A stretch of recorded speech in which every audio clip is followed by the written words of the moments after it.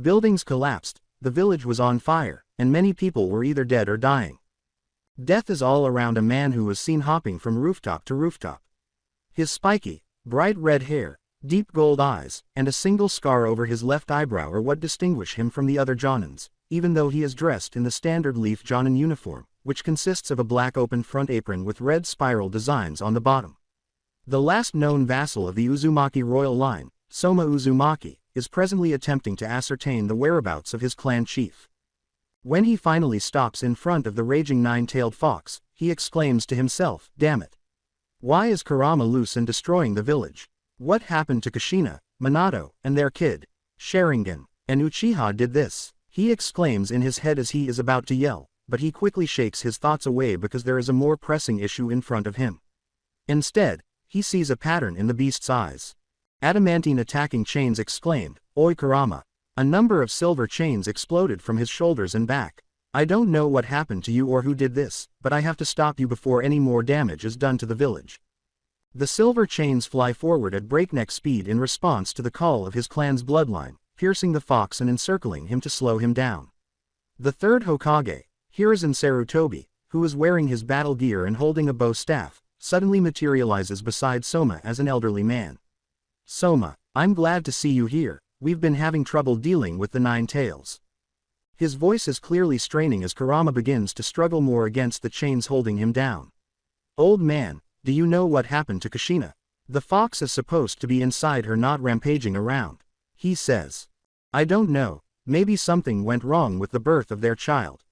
Hiruzen muses out loud, "Either way we need to push it out of the village to save it from any more damage." The third Hokage's staff grows longer and larger, and he says, "Soma, when I give the signal, release the nine tails from your chains." "All right old man, you better know what you're doing," Soma says, casting a weary glance at the former Hokage. Now, when Soma hears the signal, he cancels his jutsu, allowing the chains to fade. Hiruzen then makes a powerful leap into the air, swings his staff at the nine-tailed fox's chest, lifts it off the ground, and tosses it out of the village. As the fox began to gather chakra into what could only be a tailed beast bomb, Soma's relief abruptly gave way to fear. "Huh, that actually worked, aw shit." Silver chains erupted from his body once more, this time forming a barrier rather than attacking the tailed beast. "Aw fuck me," he said. "Adamantine barrier for sealing." As implied by the technique's name, the chains begin to form a wall between the village and the charging attack. The barrier seems to be able to stop the fox's final ball of destruction from hitting it, but then cracks appear and the barrier breaks, allowing the attack to proceed directly towards the Hokage monument, where all of the civilians are protected. Shit. He attempts to erect another barrier, but he is aware that he will not arrive in time. Suddenly, a yellow flash appears on the monument, and beneath a white houri with flames at the bottom, a blond man dressed in the Jonin uniform is visible. The man calls out his jutsu, Flying Thunder God, guiding thunder, while brandishing a tri-pronged kunai. The ball is engulfed by a barrier made of different jutsu shiki just as it is about to strike the cliff face. An explosion occurs far from the village when the attack is completely absorbed. He actually teleported the attack away, Minato, you clever bastard. Soma laughs broadly at his longtime friend's brilliance. He elevates the seemingly ordinary jutsu to new levels and then appears by Minato's side in a red body flicker. Soma asks his friend, particularly concerned for his clan leader and newborn heiress, "Oi Minato, what happened? Why is Kurama loose and wrecking the village? How's Kushina and the baby?" The fourth Hokage is just sighing. "We were attacked right after the birth. Soma, a masked man claiming to be Madara Uchiha, kidnapped Naruto to lure me. When he did, he took Kushina and extracted Kurama from her seal before putting him under a genjutsu and summoning him in the village." Minato put his hands on his shoulders and looked him in the eye, interrupting Soma as she was about to ask more questions. "Soma, I'm going to need a favor of a lifetime from you. It's the only way I can think of saving the village and keeping Kurama away from that man." "You want to seal him into Naruto, don't you?" Soma asks hesitantly, noticing the deadly serious expression in Minato's eyes. Minato nods. Minato looks into Soma's eyes to convey his seriousness as he says, "Not just Naruto but in my daughter Naruko as well. I'll split the chakra into a yin half and a yang half." After giving it some thought, Soma says, Fine. Damn it, Akane's gonna kill me for this." Meet at the clearing 2.5 miles from the village, we'll do the sealing there," Minato says, putting a hand on his shoulder and flashing the last words on top of the fox before teleporting it away. Minato smiles slightly at his friend's antics. Now for the hard part, he murmurs to himself as his red body flickers away. He arrived at Uchiha compound 2 minutes later. Okay, all Soma could say as his wife gave him their 3-month-old son was, what? Moving her long, wild raven hair out of her face and locking her red eyes with Soma's gold, Akane yells, I said okay. Some asshole thinks he can pass himself off as my grandfather, rip Kurama out of one of my best friends, then take my newborn goddaughter hostage. Hell yeah, I'm going to let my son have the power of a Jinchuriki to crush this faker in the future. The strong are the ones that survive after all. If I wasn't still recovering from childbirth I would go with you, she admits. Soma remarks, huh, well I expected you to get like really angry with me or something, you know, for making our son a sacrifice, with a hint of surprise at his wife's composure. Akane laughs slightly and says, Soma, this will only make our child more powerful, besides Kushina's the one you have to worry about, not only will her daughter become a Jinchuriki but her godson as well. Soma simply understands and swallows. Bad Kushinas are those who are insane. When she eventually stops laughing, Akane pulls Soma and their son close to her. Please be safe my love, Akane says, and Soma can only nod. With those last words, I will, I love you, Raven, he vanishes once more in a flicker of red. She whispers, using that old nickname huh, and then she stretches out an arm with a tattoo that glows blue with chakra before falling away from her skin to form a jet black raven with a Sharingan in both of its eyes. Follow him, make sure I can see everything, she says, nodding in agreement with the command, and the bird departs into the night in the same direction as her husband and child 3. Leaving Konoha behind, a woman with long red hair, slitted purple eyes, and 3 whisker marks on each cheek begs her friend, who has been a part of her since she was a young child, to, Kurama, snap out of it. 4.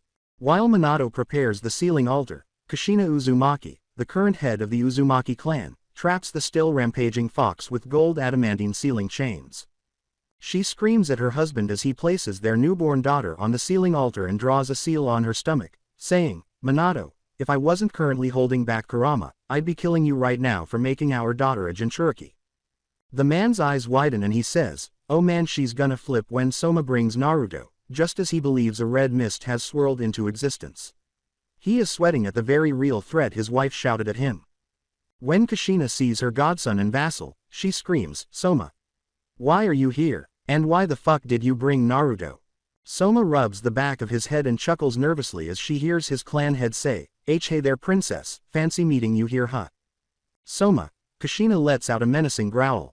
Soma then gives a serious face, I know this isn't what you want Kushina, but it's the only way to make sure that man doesn't come back and do the same thing years later. Besides, Soma then cracks a grin, even if the world turns on them, I know that at the very least they'll have each other. The bond between clanmates are important to Uzumaki after all.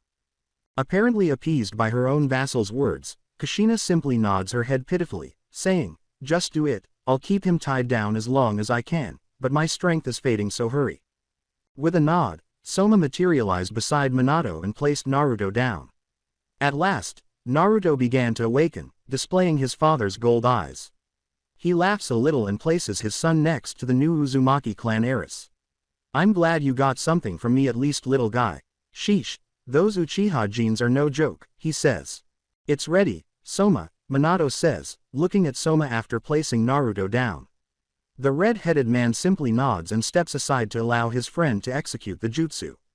Minato begins drawing the same seal he did on Naruto's stomach. Seal of 8 trigrams. He seals the yin half of the 9 tails into Naruto with the call of his jutsu, which causes the fox to shrink in size, Naruto to acquire 3 whisker marks on his face, and his open eyes to become slitted. It looks like the first sealing went well. Now for, Minato sighs with relief as Kurama suddenly lashes out at Naruto, the chains holding it loose due to its diminished size. Unbelievably, Minato and Soma leap to the newborn's defense. Soma also activates his chains to stop the claw before it can reach Naruto, allowing only the blood of her father and godfather to trickle down her face. Minato, Soma, exclaims a distraught Kushina upon seeing her impaled on Kurama's claw alongside her husband and the man who relocated to Konoha from Uzu. When Naruto opens her eyes for the first time, her father smiles and says, it's a real shame I won't be able to be the stereotypical dad that chases off boys for you Naruto, and I won't even be able to be a cool uncle for Naruto. Naruto's sky blue eyes complement her blonde and red hair. Soma looks at his son and says, "Hey, tell me about it. I won't get to spoil her behind you and Kushina's back, nor would I be able to teach Naruto how to pick up chicks or cook." Then he looks up at the night sky and says, "By the sage, Raven's gonna murder me for dying, haha." When his older cousin comes to mind, Minato pretends to cry and says, "At least you only have Akane to deal with. Not only is Kushina going to tear me a new one in the afterlife, I'm sure Tsunade will find a way to revive me just so she can kill me again." As Soma disappears, Kushina rushes up to the two of them, making sure to tighten her chains. "Minato, Soma," Kushina begins to cry. "It's my fault, I. With a smile on his face and blood streaming from his mouth, Minato says, "It's okay Kushina, what father wouldn't sacrifice themselves for their daughter?" He smiles broadly and says, "Yeah princess, as the heiress of my clan it was my duty to protect her, even at the cost of my own life." "You both are idiots," she exclaims, her eyes welling with tears. Kushina, Minato, Soma. Soma asks in jest, "Hey looks who's back to the waking world, have a good sleep buddy." "I'm sorry, I didn't mean to." Kushina tells the creature that was once trapped inside her, "It's okay Kurama, we know, it was that masked bastard who did this." The fox simply bows its head in sorrow over the impending death of some of the few people he could consider friends. "Kurama, I have a favor to ask," Minato abruptly states, "watch over Naruto, make her strong enough to fight off that man when he eventually comes back, please." He then turns to Naruto, "Your yin half is within Naruto, so I don't know if he can hear me, but please do the same for him. I am no fool, I know they will be discriminated against for what they hold. You have my word Minato, I will do all I can for her, and I know my other half will do the same for the boy." The seal of 8 trigrams. "Thank you, old friend." After that, the fox enters chakra and flows into Naruto's stomach, causing her blue eyes to narrow and her cheek to develop the same whisker marks. Kushina, who is also not long for this world, catches both men as they fall to the ground after the sealing. "This was supposed to be a happy day, damn it," she thinks to herself as she gently pulls the two men to a rock so they can all sit together. After that, she goes to pick up Naruto and Naruto, giving Naruto to his father while she sits between them, holding her daughter. "Hey, I guess the family's almost all here, now we're only missing Makoto and Fugaku," Soma says, looking into the Raven's eye. "Sorry I won't be there to raise Naruto with you Raven, but I know you'll raise him well," he says, smiling, aware that his wife can hear him. The same Raven that Akane had previously summoned flies over and lands on Soma's shoulder. Minato follows up by saying, "Please Akane, watch over Naruto in any way you can. I know Danzo will try anything to get his hands on her, please protect her." Kushina speaks after Minato, saying, "And please make my baby strong, teach her to fight back against the troubles she'll face. Looks like it's my time to go first. It's really not fair you Uzumaki and your strong life force, I'm half senju for crying out loud haha," Minato says, coughing up blood, as he turns to face Soma. "Soma, thank you for being one of the best friends a man could have, I will always appreciate our friendship," he says, turning back to face his wife. "And thank you Kushina for being my wife and giving me a beautiful daughter, I love you so much." After saying his last words, Minato smiles and lowers his head. Minato Namikaze, the 4th Hokage and the grandson of Tobirama and Toka Senju, has passed away. 5. When Kushina's husband, the man she loves, passes away, she finally lets go of her pent-up tears because she knows she will be the next.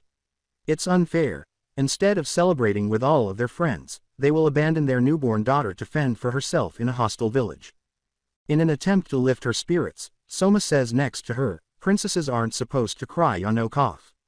You're setting a bad example for the little one." She turns to face Soma, who is standing right next to her, holding Naruto and spitting blood.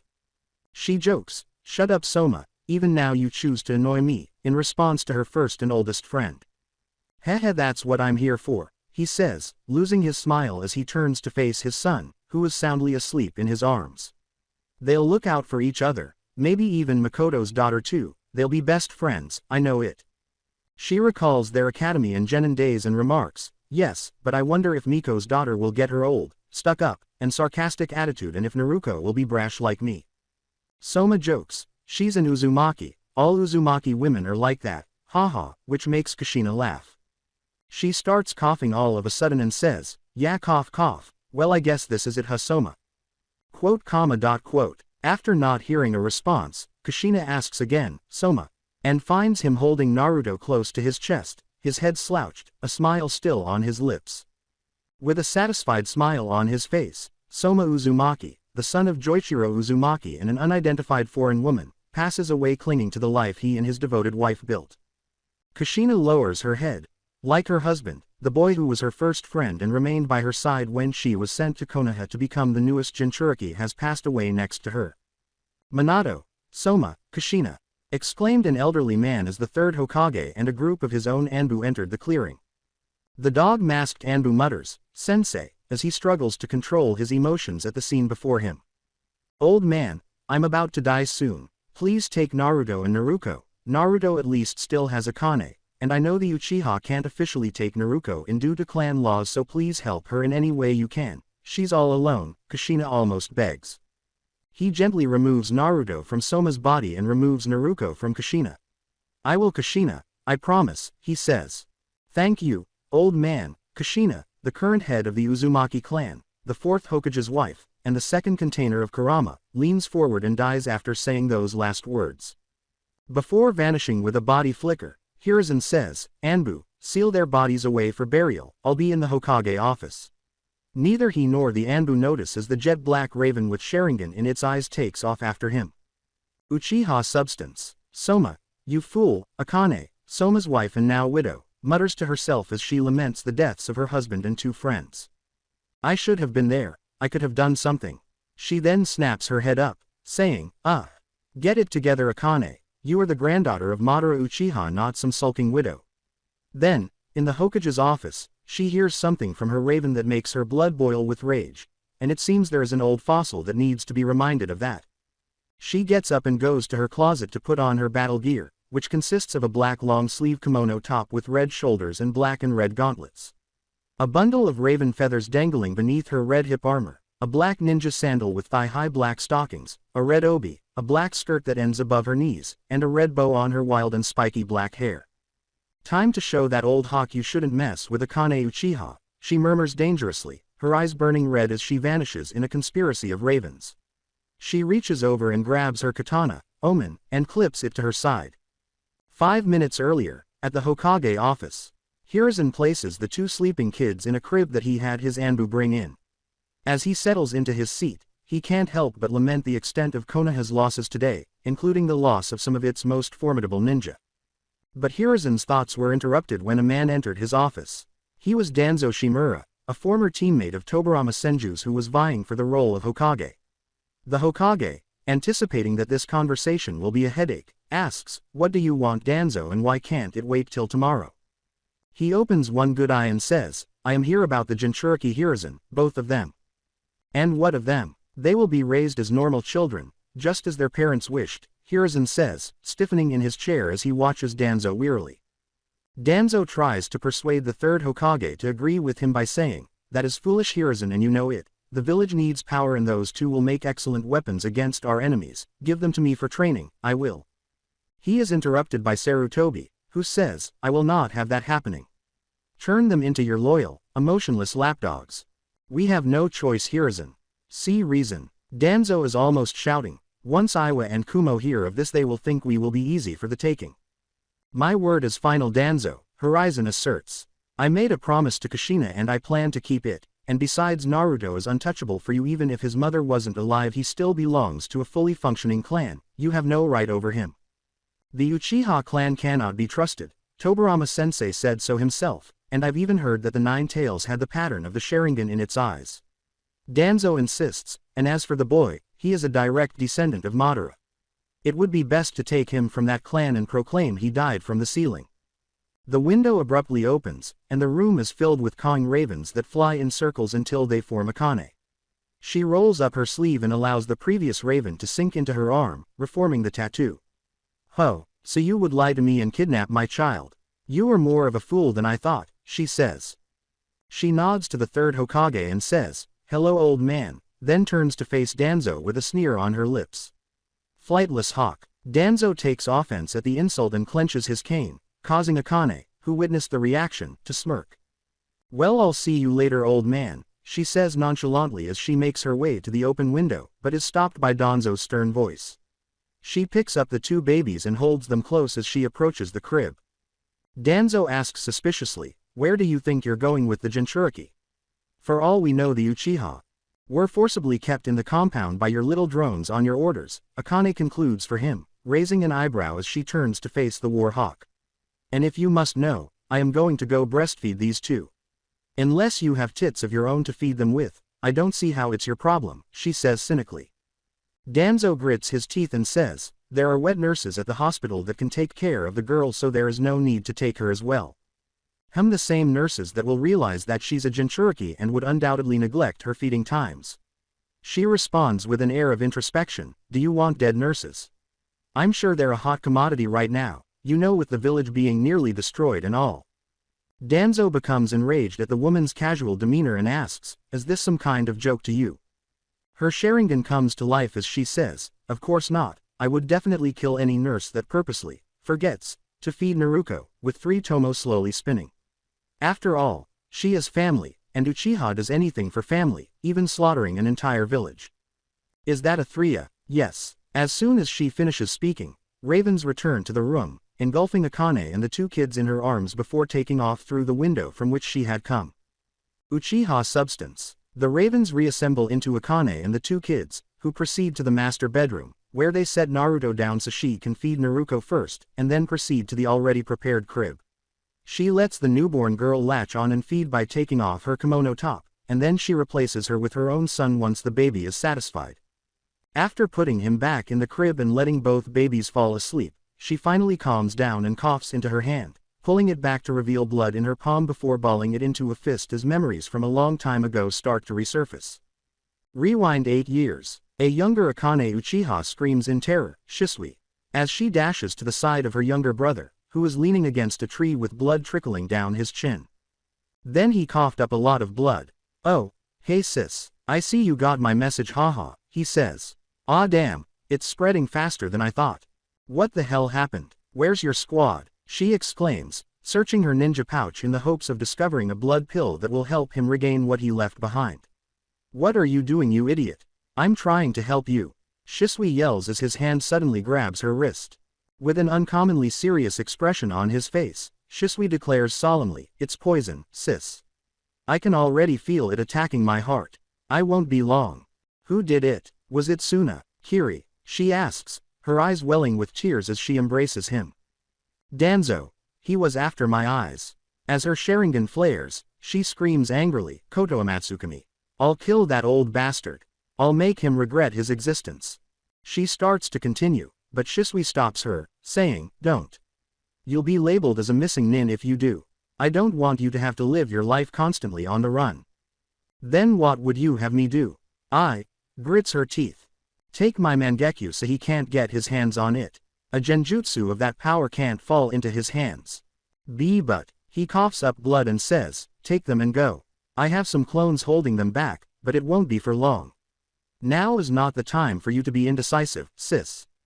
When she reluctantly nods, the tears finally fall, and her younger brother smiles and says, "Thanks sis."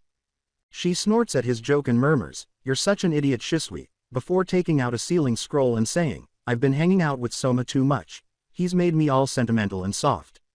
"Hey, maybe," he asks, reaching up and removing one eye. "But he's the only one I'd ever approve of you marrying. I'm sure Dad would say the same if he was still with us," he adds, removing his other eye, leaving his world in complete darkness. "Yeah, he would." After taking the orbs from him, Akane carefully places the scroll she brought in her ninja pouch and seals it. Then she looks at Shisui, who is grinning at her with closed eyes and blood in the corner of his mouth. After a brief pause, she asks, "Fuck that old bastard up for me, will ya? You better not go out quietly." Shisui laughs, "Come on sis, you know me better than that. I'll take an arm at least." "You better." The two brothers then hug each other. "Promise me you won't go after Danzo. I want you to have a fulfilling life, Akane. Have a kid or two and live till you're an old grandma, okay?" "I promise, Shisui." "Good, now go. We can't afford to let Danzo know you were here."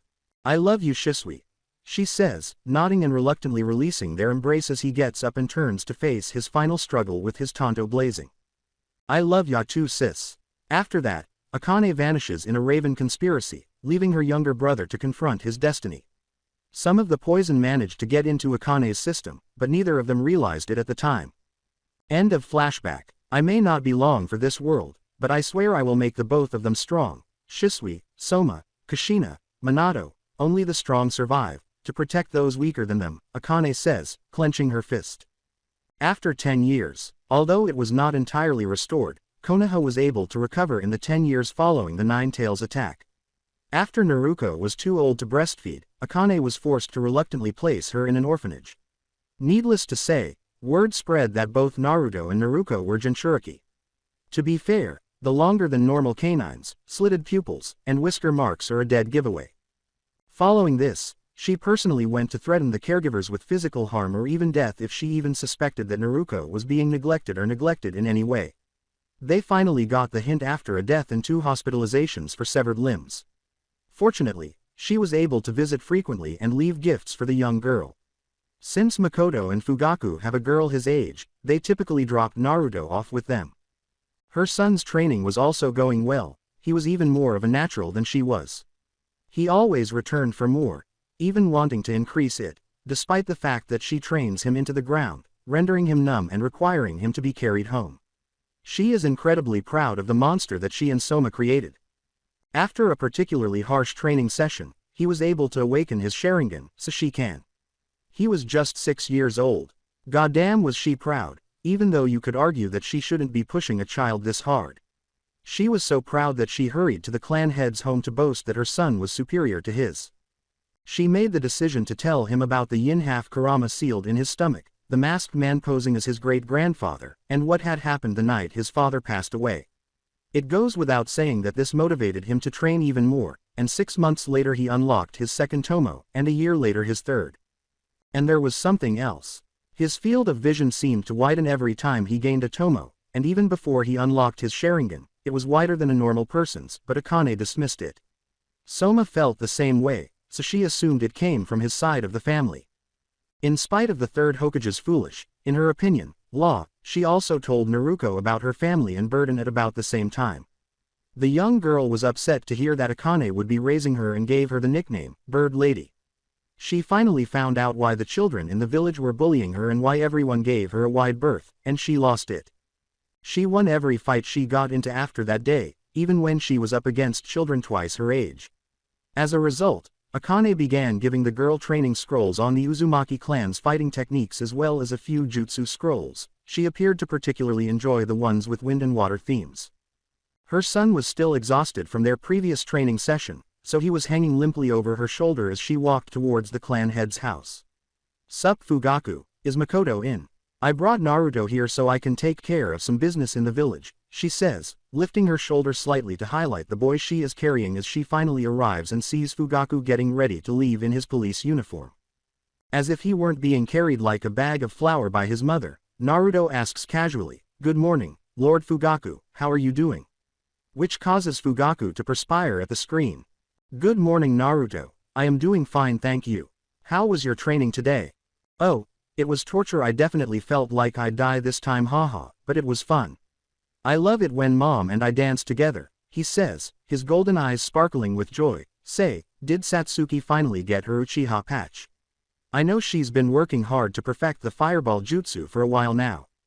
For crying out loud, Fugaku complains that his daughter did the just fine on her second attempt but refused to accept the patch until it was perfected. Well, to be fair, she would have gotten it sooner if someone didn't get it into her head that she had to do it with one hand seal. Even Itachi was training harder because of the boy in front of him, even though he was personally grateful to Naruto for inspiring his daughter to reach new heights. Great-grandpa Madara was able to do all his jutsu with one hand seal or less, so it's best to strive for that, he says confidently. "Well said my little maelstrom, now head on inside, I'm sure Satsuki wants to train with you again," Akane remarked with obvious pride. "Okay mom, love you," he says, dropping to the ground, crouching before scrambling into the house and saying, "Bye Lord Fugaku, have a nice day." Wasn't he just dead tired a minute ago? Where does he get the energy from? The head of the Uchiha clan asks, shaking his head in amusement at the young boy's behavior. Akane rambles, being half Uzumaki and a Jinchuriki can be a blessing sometimes, before coughing violently into her hand. Fugaku hurries to her and exclaims, Akane, how did it get so bad so quickly? Hey, that boy, each training session he pushes me harder and harder, he'll surpass me soon, she thinks to herself. I even had to use Mangekyo for a bit. I guess it's true that the next generation will always surpass the previous. Even my kids are growing at a fast pace. Fugaku later smiles fondly after being shocked by this realization. How long do you have left? He asks with a serious expression. A few years if I push myself, it's the reason I'm training him so hard. I want him to be ready for whatever comes, she insists. I'm just glad he's so receptive to it. If he wasn't, I'm sure he'd resent me. I feel the same way, especially with Itachi, but luckily things have gotten better, Fugaku responds. How's Naruto doing? Same old, getting into fights, and soaking up any jutsu scrolls one give her. She's just like Kushina was at that age, brash and blunt, but she has Minato's brains. That girl is too smart for her own good, but I'm happy for it, she says with a slight grin on her face. She'll be a very strong kunoichi then. Are you going to see her now? Fugaku inquires. Yep, gonna give her some more jutsu and let her empty out my wallet on ramen, her birthday is coming up after all. He asks, when are you going to let Naruto meet her? She is the heiress of one of his clans, believing that the two children should finally get to meet. I'll let them meet naturally on the day of the Nine Tails festival, that way no one can throw a fuss about her coming over, it would just be friends hanging out instead of one clan grooming the heir of another, or whatever bullshit they used to keep her from here. She can finally meet Makoto and Satsuki as well, she explains, and Fugaku nods. Knowing Naruto, he would want Satsuki to have another friend. Soma was the same way when we were younger, Akane says, nodding. She then checks her watch and says, I have to go, Naruto gets really annoying when I'm late. She laughs a little and says, I'll catch you later, Fugaku, before turning to leave for the village. Poor Makoto, she is going to be even more heartbroken. First Kushina, Minato, and Soma are taken in one night, now in a few years her childhood friend will go too, Fugaku muses to himself as he watches his old friend depart. He shakes his head and heads to the police headquarters to begin the day. After a week, it was the day of the Nine Tails festival, when Konoha celebrated the victory of the fourth Hokage over the nine-tailed fox. Naruto Uchiha, a boy on his way to get food from the festival alone for the first time, was wearing a blue long-sleeve shirt with the Uchiha clan symbol displayed proudly on the back, white pants, and non-ninja sandals on his feet. He had black hair that was parted to frame the sides of his face and was walking down the main road.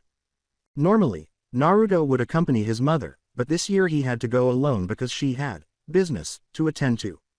Naruto is a perceptive and intelligent boy, and he can tell when his mother is lying, especially when he hears her coughing up a lung when she believes he is out of earshot. He's known since he first unlocked his Sharingan that it's difficult to miss details, which is why he pushed himself so hard. He knew that one day that masked bastard would return, and he'd make sure he was prepared for it. It really hurt his heart to admit to himself that his mother is dying, and there's nothing he could do about it. He keeps walking down the main road, determined to reach the center of the festival, but he stops abruptly when he hears the familiar sounds of fighting in the alley next to him. As he runs into the alley, he is met with a sight he definitely didn't anticipate. A group of 5 boys, ages 12 to 14, were attacking and losing to a girl who was the same age as him. The girl was wearing black shorts with plain blue sandals, an orange shirt with the Uzumaki clan symbol on the chest, and blonde hair with red tips styled into twin tails that reached her lower back. She was moving from boy to boy, aiming at joints and pressure points to disable them, and she was winning, by a significant margin. It was quite depressing. Come on, do you losers have anything else? I was expecting you to put me in my place. Oh, she's making fun of me now. Crack. Oh, my leg. This girl is strong as Satsuki. I really want to dance with her, Naruto thinks to himself as he casually sidesteps a boy the mysterious girl threw past him. Yeah, that's definitely broken, but it was a nice break too. He will wait for her to finish with the fodder before it's his turn. Pathetic, you lot weren't even worthy of a warm-up, she spits aside after taking one last blow to the nose, sending the oldest boy to the ground in tears. Perhaps if you brought more bodies you'd have a better chance, so get the fuck out of here before I decide to show no mercy. She says. The boys hurried out the alleyway, careful to pick up their friend with the broken leg, after she threatened to do them even more physical harm. "This isn't over, you little monster, we'll be back," she said. She casually remarks, "Yeah, ya said that last time too," but as soon as she sees Naruto, she raises an eyebrow and asks, "Are you meant to be backup for those idiots or something?" Naruto simply scoffs, as if, and then gives her a fanged smile before saying, You're strong, dance with me." "Well, I want to dance with you, but why?" The girl deadpans at him, saying, "I don't even know you." He laughs sheepishly and scratches the back of his head, saying, "Oh, my bad," adding, "I've been calling fighting a dance since I could remember, hee. You just want to fight, then? Well, then, I accept your invitation," she asks before grinning.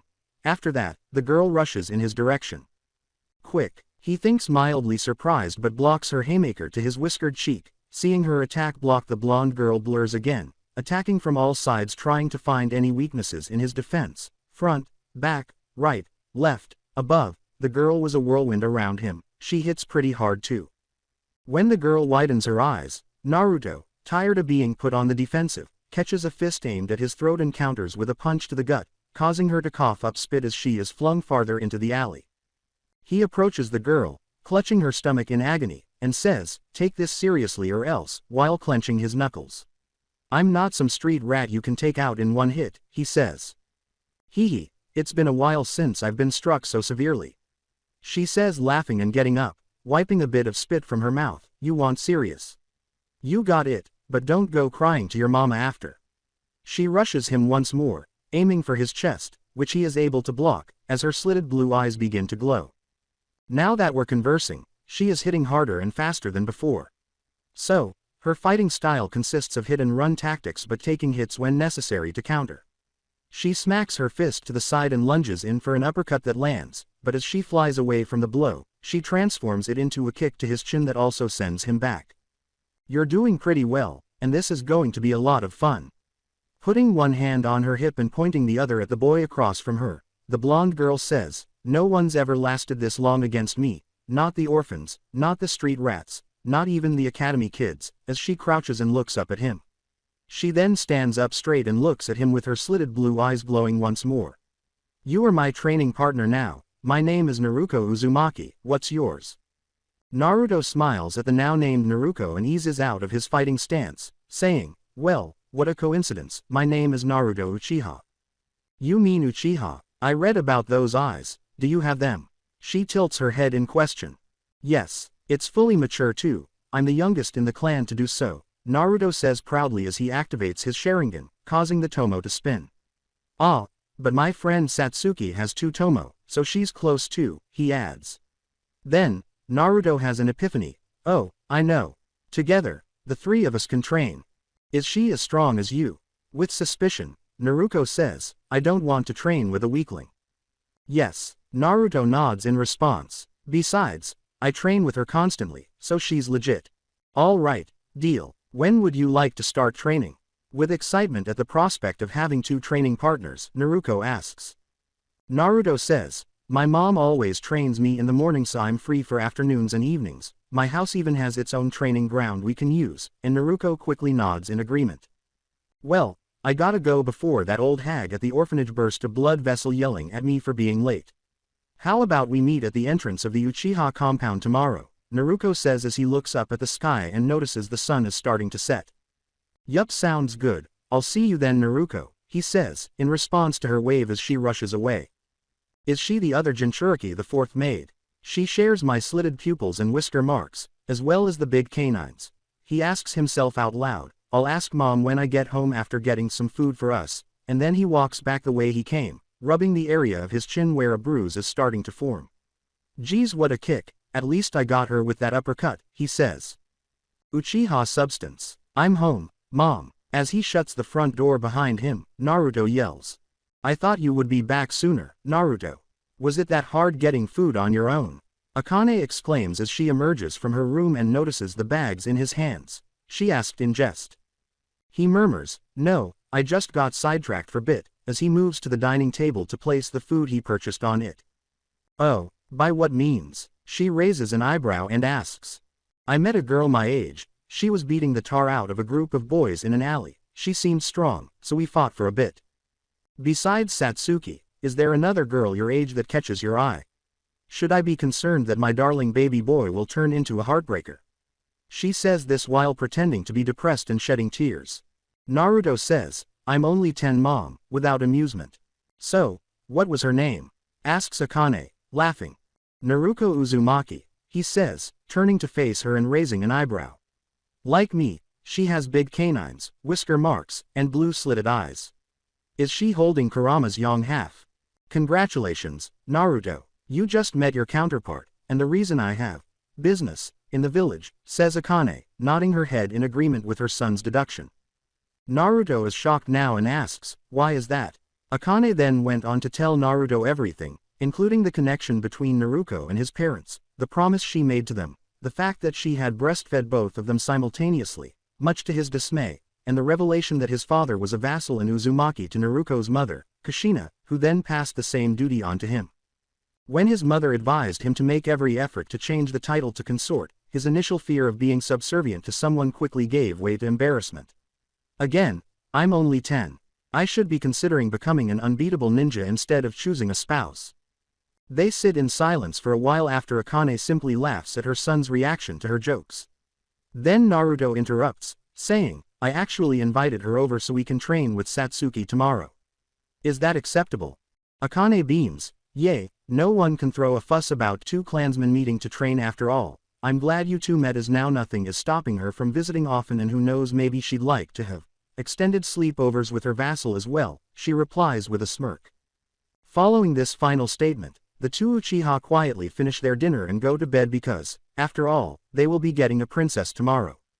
The following day, Naruto was waiting for his new friend to arrive at the compound's entrance, but he didn't have to wait long.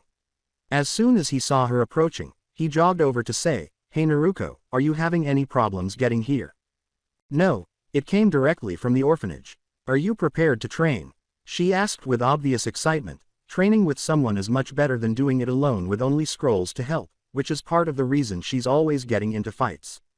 As they continue walking in silence, Naruto nods his head and says, Yeah, my mom took it easy today and Satsuki's coming over too, so we'll get a lot done today. Maybe mom will even help us as well, though she can be a bit rough. He shudders, causing Naruto to raise an eyebrow at him. He says, Mom, I'm back, and I brought Naruto. As he enters his home. Then, Akane emerged from the kitchen, startling Naruto by identifying the woman and exclaiming, Bird Lady. Although Akane was less amused and received a tick mark on her head, Naruto suppressed a laugh at the nickname his new friend gave his mother, especially considering how appropriate it is. You little brat, she says, grabbing the girl by the collar. I give you scrolls to learn from, and you still call me that disrespectful name. Ah, help me, Naruto. Naruto says as he comically struggles in the older woman's grasp. Danger from strangers. I've known you since the day of your birth, literally. As he was about to try to break up the play fight, Naruto heard the doorbell ring. He went to the door and opened it to see Makoto, the clan head's wife, and her daughter Satsuki, saying, Hello Lady Makoto, hey Satsuki. Naruto could only shake his head amusedly at the scene before him. Both women give Naruto a smile and ask, Hello, Naruto, is your mother present? After being allowed entry to the house with Satsuki, Makoto inquires. Satsuki raises an eyebrow in response to Naruto's statement, Yes, but we have a guest over, and she's gonna train with me and Satsuki today. Satsuki says, I hope she isn't weak, which makes Naruto smile. He tells her, Nah she isn't, she even managed to make a bruise on my chin when we fought yesterday, my Sharingan wasn't activated though, and walks them into the kitchen. Satsuki murmurs, Well, I'll see if she's worth it. Satsuki is too obsessed with strength, though it might be due to the little crush she has on Naruto, Makoto muses, laughing as her mother sighs in frustration. Akane simply sits on her back while Naruto lies on her stomach, flailing her arms and legs. Sup Makoto, look who Naruto managed to find yesterday, she says, pointing to the struggling girl beneath her. This is what the two Uchiha and Naruto see when they get to the kitchen. Naruto, Makoto says, putting a hand over her mouth as tears begin to well up in her eyes. When Akane eventually releases Naruto, she stops struggling. Do I know you, lady? I was your mother's friend back when she was alive, Makoto says with a simple smile, and Naruto's eyes enlarge in shock. Really? Why didn't I find out until now? Naruto inquired dutifully. Makoto's face suddenly darkens, because unlike Akane I'm married to the clan head, thus the third Hokage and his 3 advisors thought it best I stay away from you as to not influence the way you would run your clan. Naruto's only response was, "That's stupid," while the 2 older women could only nod in agreement. Satsuki was staring at Naruto during the conversation, not noticing anything particularly noteworthy about the girl. She scoffs inwardly, "Yeah right, this was the person who managed to land a hit on Naruto, a feat no other kid in the entire clan except herself could accomplish. It must have been an anomaly. Pretty boy, why are you staring at him?" Naruto looks at the young Uchiha who has been staring at her since she entered. Satsuki blinks when she hears the words, "Pardon me. You heard me, whatcha starin' for, huh?" Naruto approaches the girl and gets in her face. Then, as if assessing Satsuki, she gives her a quick glance. Satsuki gets a tick mark on her forehead and says, "You dolt, I'm a girl." When Satsuki lashes out, Naruto simply scoffs and rolls her eyes. "Could have fooled me," she says. Satsuki grinds out, barely controlling her rage, "Why you?" before grinning and saying, "I bet a lot of things fool you, considering how idiotic you look, especially with that dumb hair."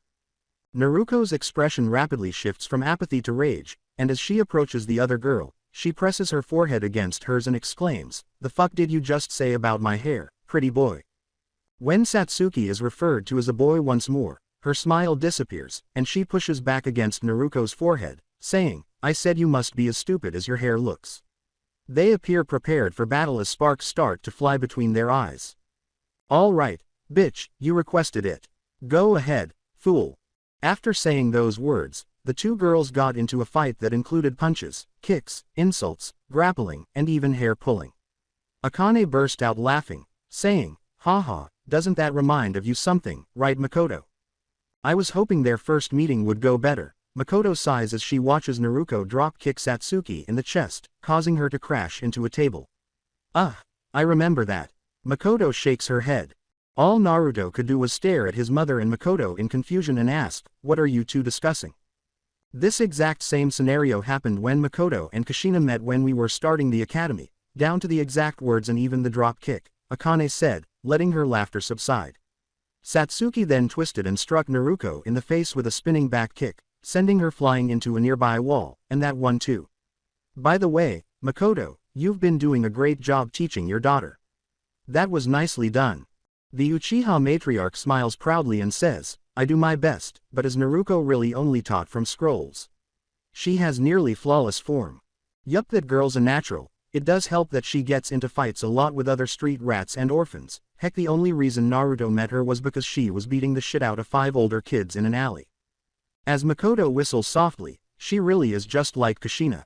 "Yeah, well, split up, you 2. The 2 girls gulp nervously as Akane carries them out of the house and into the yard. "If you guys have that much energy to spare, I got just the training routine for you," she says menacingly, her red eyes glowing.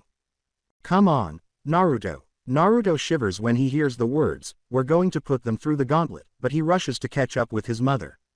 Makoto simply shakes her head once more, saying, "Well, at least Satsuki will become stronger after this," as she goes outside to watch her daughter undergo tour training.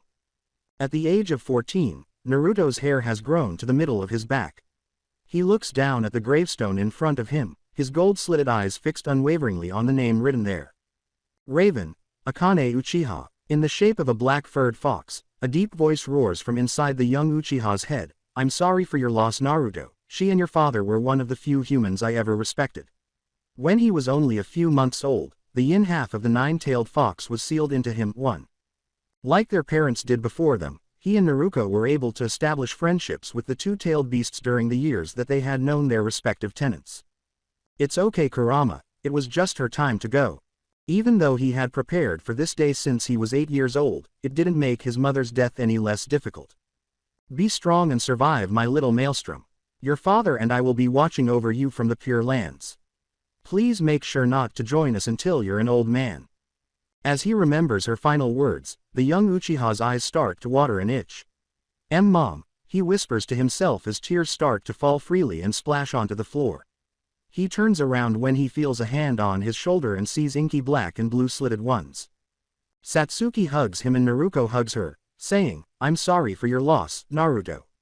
I'll miss Auntie Raven." "Yeah, me too, though she was a crazy-ass bird lady who loved to be the most sadistic." "Oi idiot, you're supposed to say something to cheer him up," Satsuki tells the blonde girl in a stern whisper. "Shut up, it's not like I ever dealt with something like this before." Naruto scowls. Naruto, "Yes mom, make sure to protect those two girls with all your might." "You mean Satsuki and Naruto?" "Of course, I will, isn't that a given?" "Hee of course, I'm just making sure you know. Those two are going to carry my grandbabies one day."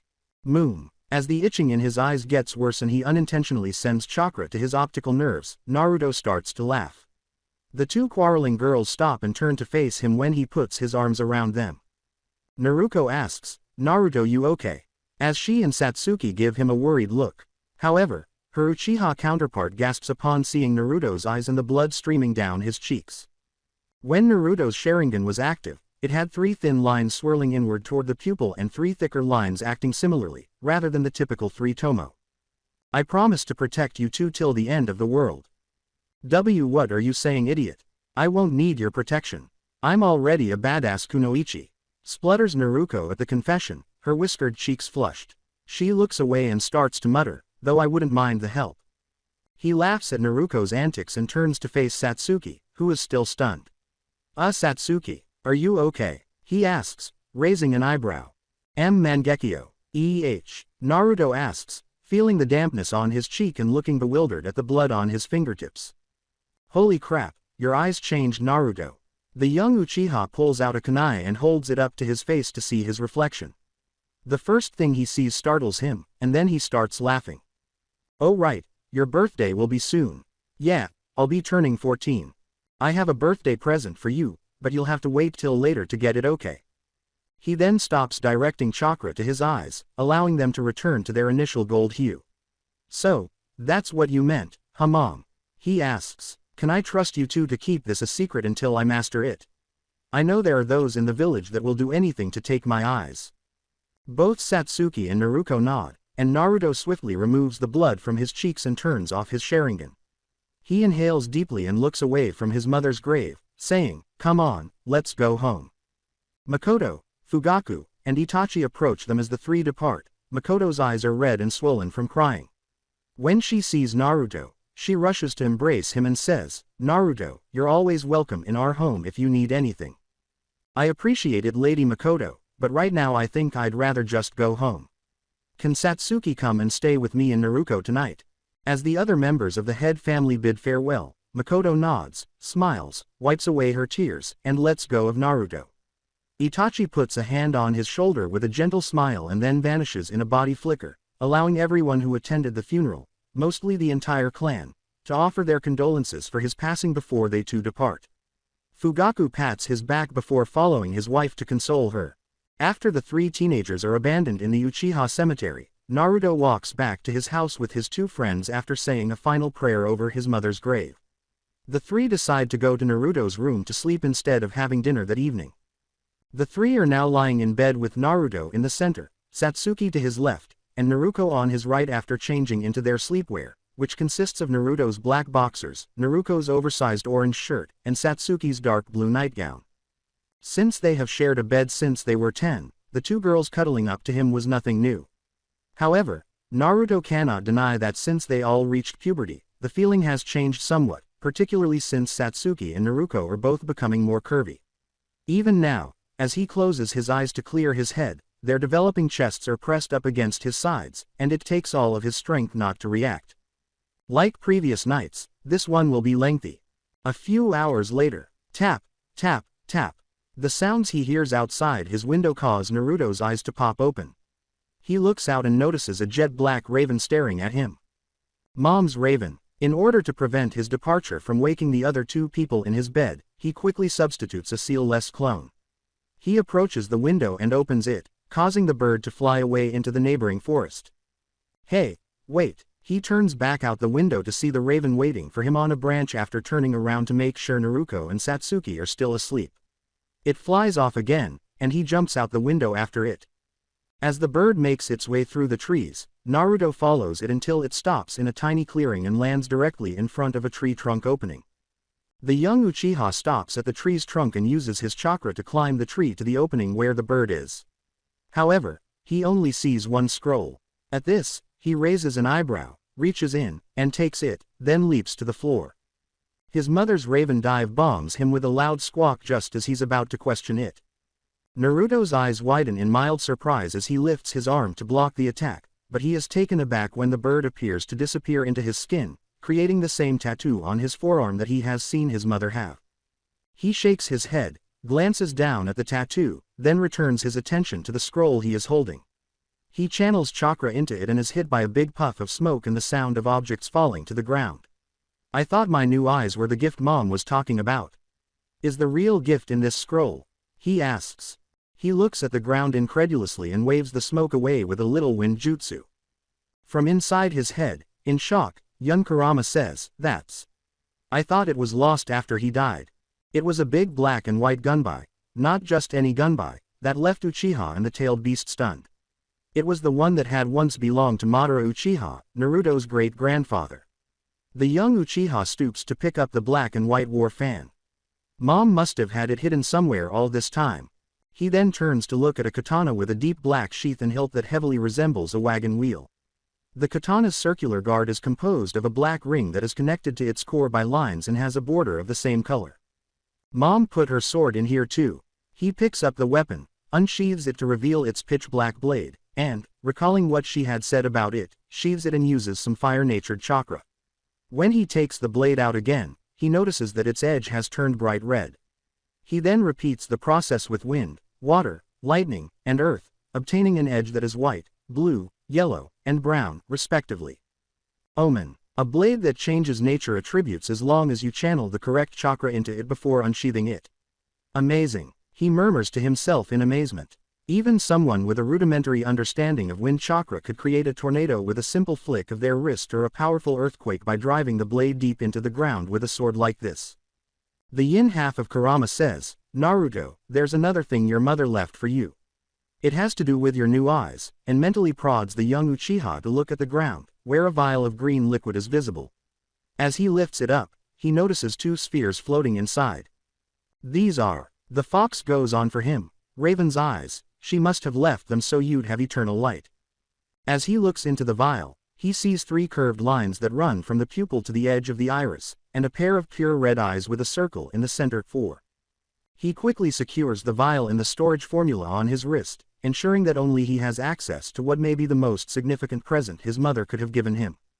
The young Uchiha turns around and returns home, doing the same with his great-grandfather's war fan and his mother's sword.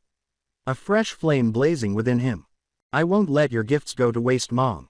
XXX. One eye opens as its owner hears a report in a subterranean facility tucked away far below Konoha. So Akane Uchiha is finally dead. Yes, Lord Danzo.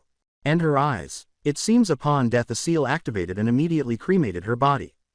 The old man looks up at his hideout's ceiling and says, "The Uchiha have been more cautious thanks to her, but now that she's gone, none shall get in my way." He sucks his teeth in disappointment and annoyance, saying, "Even in death that girl manages to be a thorn in my side. Keep watch over the boy and the other weapon." "Yes, sir." XXX. So, are you two going to finally join the academy this year? After Naruto, Naruko, and Satsuki have completed their morning training session with the two girls leaning against his sides, Naruto hums, "Oh, that's right, clan kids have to start attending soon," as he leans back into the tree. Naruko was on his right, and Satsuki was on his left. Children as young as 8 years old could enter the Ninja Academy, which was used to train Konoha's future ninja.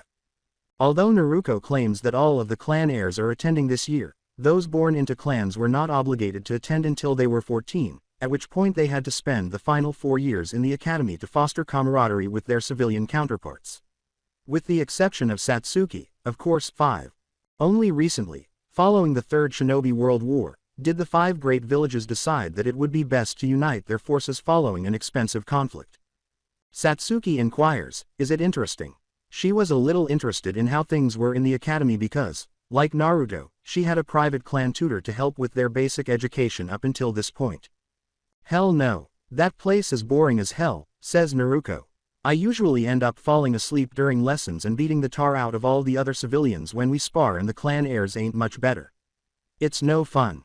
The Uchiha heiress smiles smugly and says, oh, so you'd rather get your ass kicked by me or Naruto, huh? Naruto gets multiple tick marks on his forehead. Huh, I know you didn't just say you were kicking my ass when you were just eating dirt a second ago. You just got lucky. Naruto laughs as Satsuki and Naruto start arguing and butting heads. Since they first met, there has been some rivalry between the two of them, and Naruto would be lying if he claimed it wasn't entertaining to watch. The Uchiha chooses to interrupt the developing argument between the two girls by asking, so, what about friends? You got any you hang out with at the academy? Satsuki rolls her eyes and sneers, as if. The blonde gives her a scathing glance. As a matter of fact, unlike a certain stuck-up princess, I do have friends, she says as she crosses her arms and puffs. One's too shy for her own good, the other talks too much, and the last one has a giant forehead. Her descriptions make Naruto perspire. Even if it got her into trouble, Naruto was always direct in her assessment of people. Alright, so what about the class spars? You mentioned that there was no competition, but at least one talented person ought to be present. Nah, not really. She then pauses to consider. Though there's this one weird kid that joined just recently, so I've never gotten a chance to fight him, but he's always staring at me and gives off a really weird vibe. Hey, he might be crushing on you. Fuck, you're a bitch. Naruto's headbutt to the bridge of Satsuki's nose, which immediately began to bleed, quickly ended her taunt, and naturally, this led to another altercation between the two of them. With a slight sigh, Naruto gets up from the shade and says, okay, you two, break it up. You have to attend the academy, Naruto, and Satsuki and I received instruction from Granny. The blonde curses as she looks up at the sun's height in the sky, realizing that she will hardly have time to return to her apartment and change before class. Ah crap, Iruka-sensei's lectures are something I really don't want to endure anymore. I'll see you all tomorrow. Naruto dashes off in the direction of her apartment, but before she can do so, she turns around and gives Naruto a quick peck on the lips with her own, leaving both Uchiha, Satsuki in particular, stunned by her abrupt actions. However, her shocked expression quickly transforms into annoyance when the blonde turns around while running to stick her tongue out at her. It didn't really surprise him, but he couldn't help but raise an eyebrow at this action. Naruto was always more outspoken than Satsuki when it came to expressing affection, but that was the first time she made contact with his lips. In contrast, Satsuki, who was far more reserved, was blushing so intensely in shock and anger that it appeared as though steam was gushing out of her ears.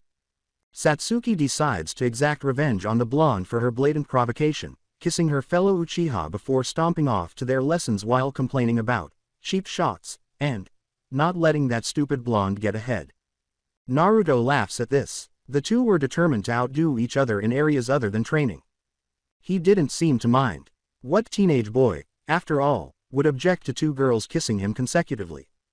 After a short stroll, the two found themselves in front of a small house on the bank of the Naka River. When they knocked on the door, an elderly woman with long, faded, almost gray, purple hair, dressed in traditional Uchiha clothing with an eye patch over her left eye, answered and gave them a gentle smile. Naruto, Satsuki, I briefly believed that you two were going to skip today's lessons.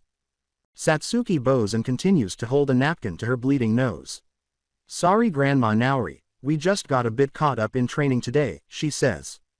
Naori's lone eye narrows at what she sees, then she shakes her head and sighs, muttering to herself, just like your mother, before calling the two kids inside.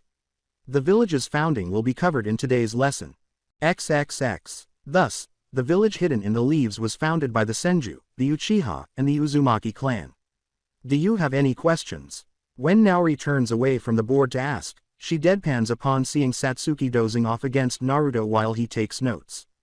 She twitches an eyebrow and murmurs, I guess today's lesson was a bit boring, as she notices the young heiress drooling in a single line. As he absently runs his hand through her hair, Naruto notices this and tries to defend her, saying, I think she's just tired from our training session today, we did go a bit harder than usual. Then she got into a little altercation with Naruto. Naori nods and says, the reason for her earlier bloody nose I assume, before grabbing some chalk and hurling it at venomous speeds that only an experienced ninja could match. Smack. Oh, she strikes her target directly. The heiress spills out of Naruto's lap, leaving an angry red mark in the middle of her granddaughter's forehead. "What the hell? Did you have a nice nap, my cute little granddaughter?" the elderly woman asks, kneeling in front of Satsuki with a menacing aura. Satsuki moans in agony and rubs her forehead, looking around in confusion until her gaze finds a smiling Naori. Well, mother, I'm here to pick up Satsuki." At the sound of her father's voice, the young heiress lets out a deep breath of relief and dashes toward the door before sprinting past him entirely. Hated by Naruto thanks for Thoon's grandma. Evidently eager to escape her grandmother and any punishment the elderly woman might have meted out to her, she was out the door and out of the house faster than lightning. Fugaku raised an eyebrow as he watched his daughter dash off, then turned to face a beaming Naori wearing a sweat drop. "She fell asleep during lessons again, didn't she?" With a nod, the older woman says, "She sure did, she's just like a certain son of mine when it comes to her education." When memories of his childhood behavior came flooding back to him, Fugaku could only laugh sheepishly. However, before he could go down memory lane, he hears Naruto call out to him, his hand outstretched with the journal he was previously writing in, just as his Sharingan fades back into his typical gold-colored irises. "Here you go, Lord Fugaku, it's the notes for today so that Satsuki can look over them later." Studying was literally the easiest thing he could do, which was one of the benefits of having a Sharingan at such a young age. For this reason, Satsuki was always bored enough to nod off during class, and she knew Naruto would eventually write down anything she missed so she could catch up. "Thank you, Naruto, I'll make sure Satsuki reads over them tonight," Fugaku says, grinning and patting the young Uchiha's shoulder before giving his mother a quick peck on the cheek and saying, "I'll see you both later." It's one of the rare times Itachi is home from one of his missions and Makoto would murder me if I missed it. "Make sure to tell her I said for you all to visit me next time, she's practically my daughter as well," Naori says, laughing as the man exits the door. "Of course, mother, I'll let her know."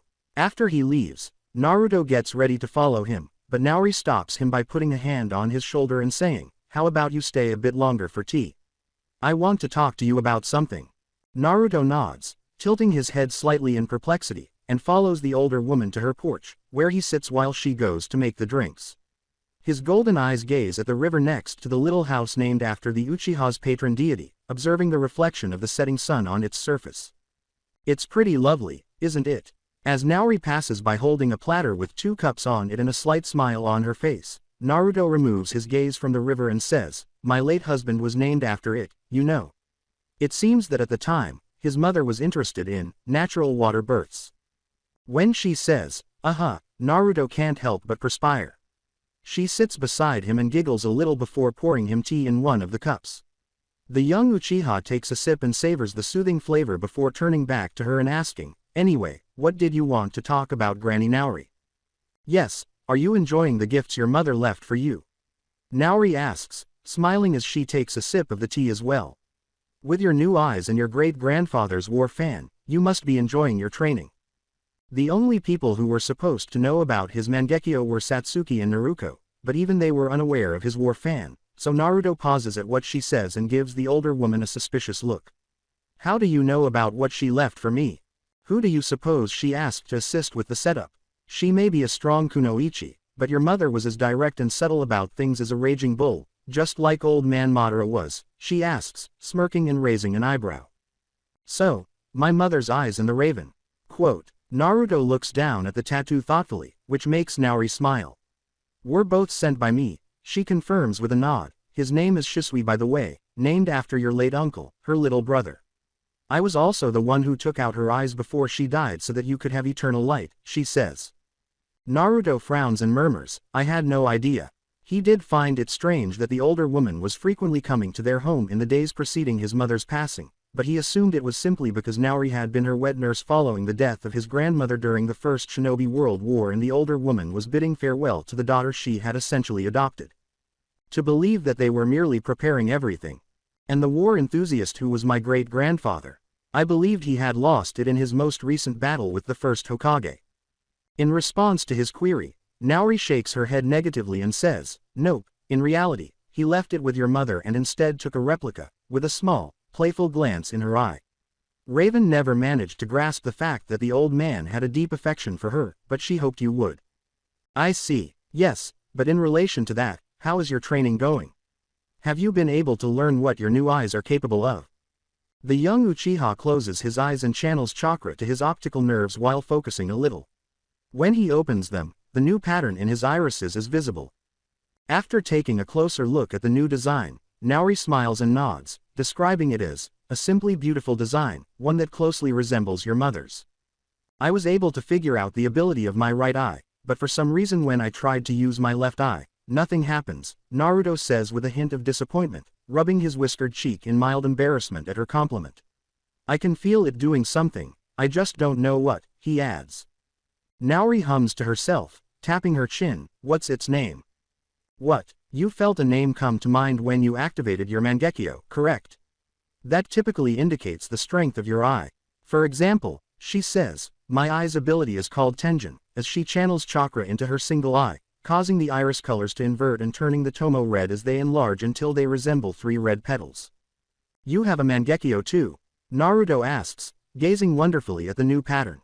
Before mom passed away, I believed she was the only one.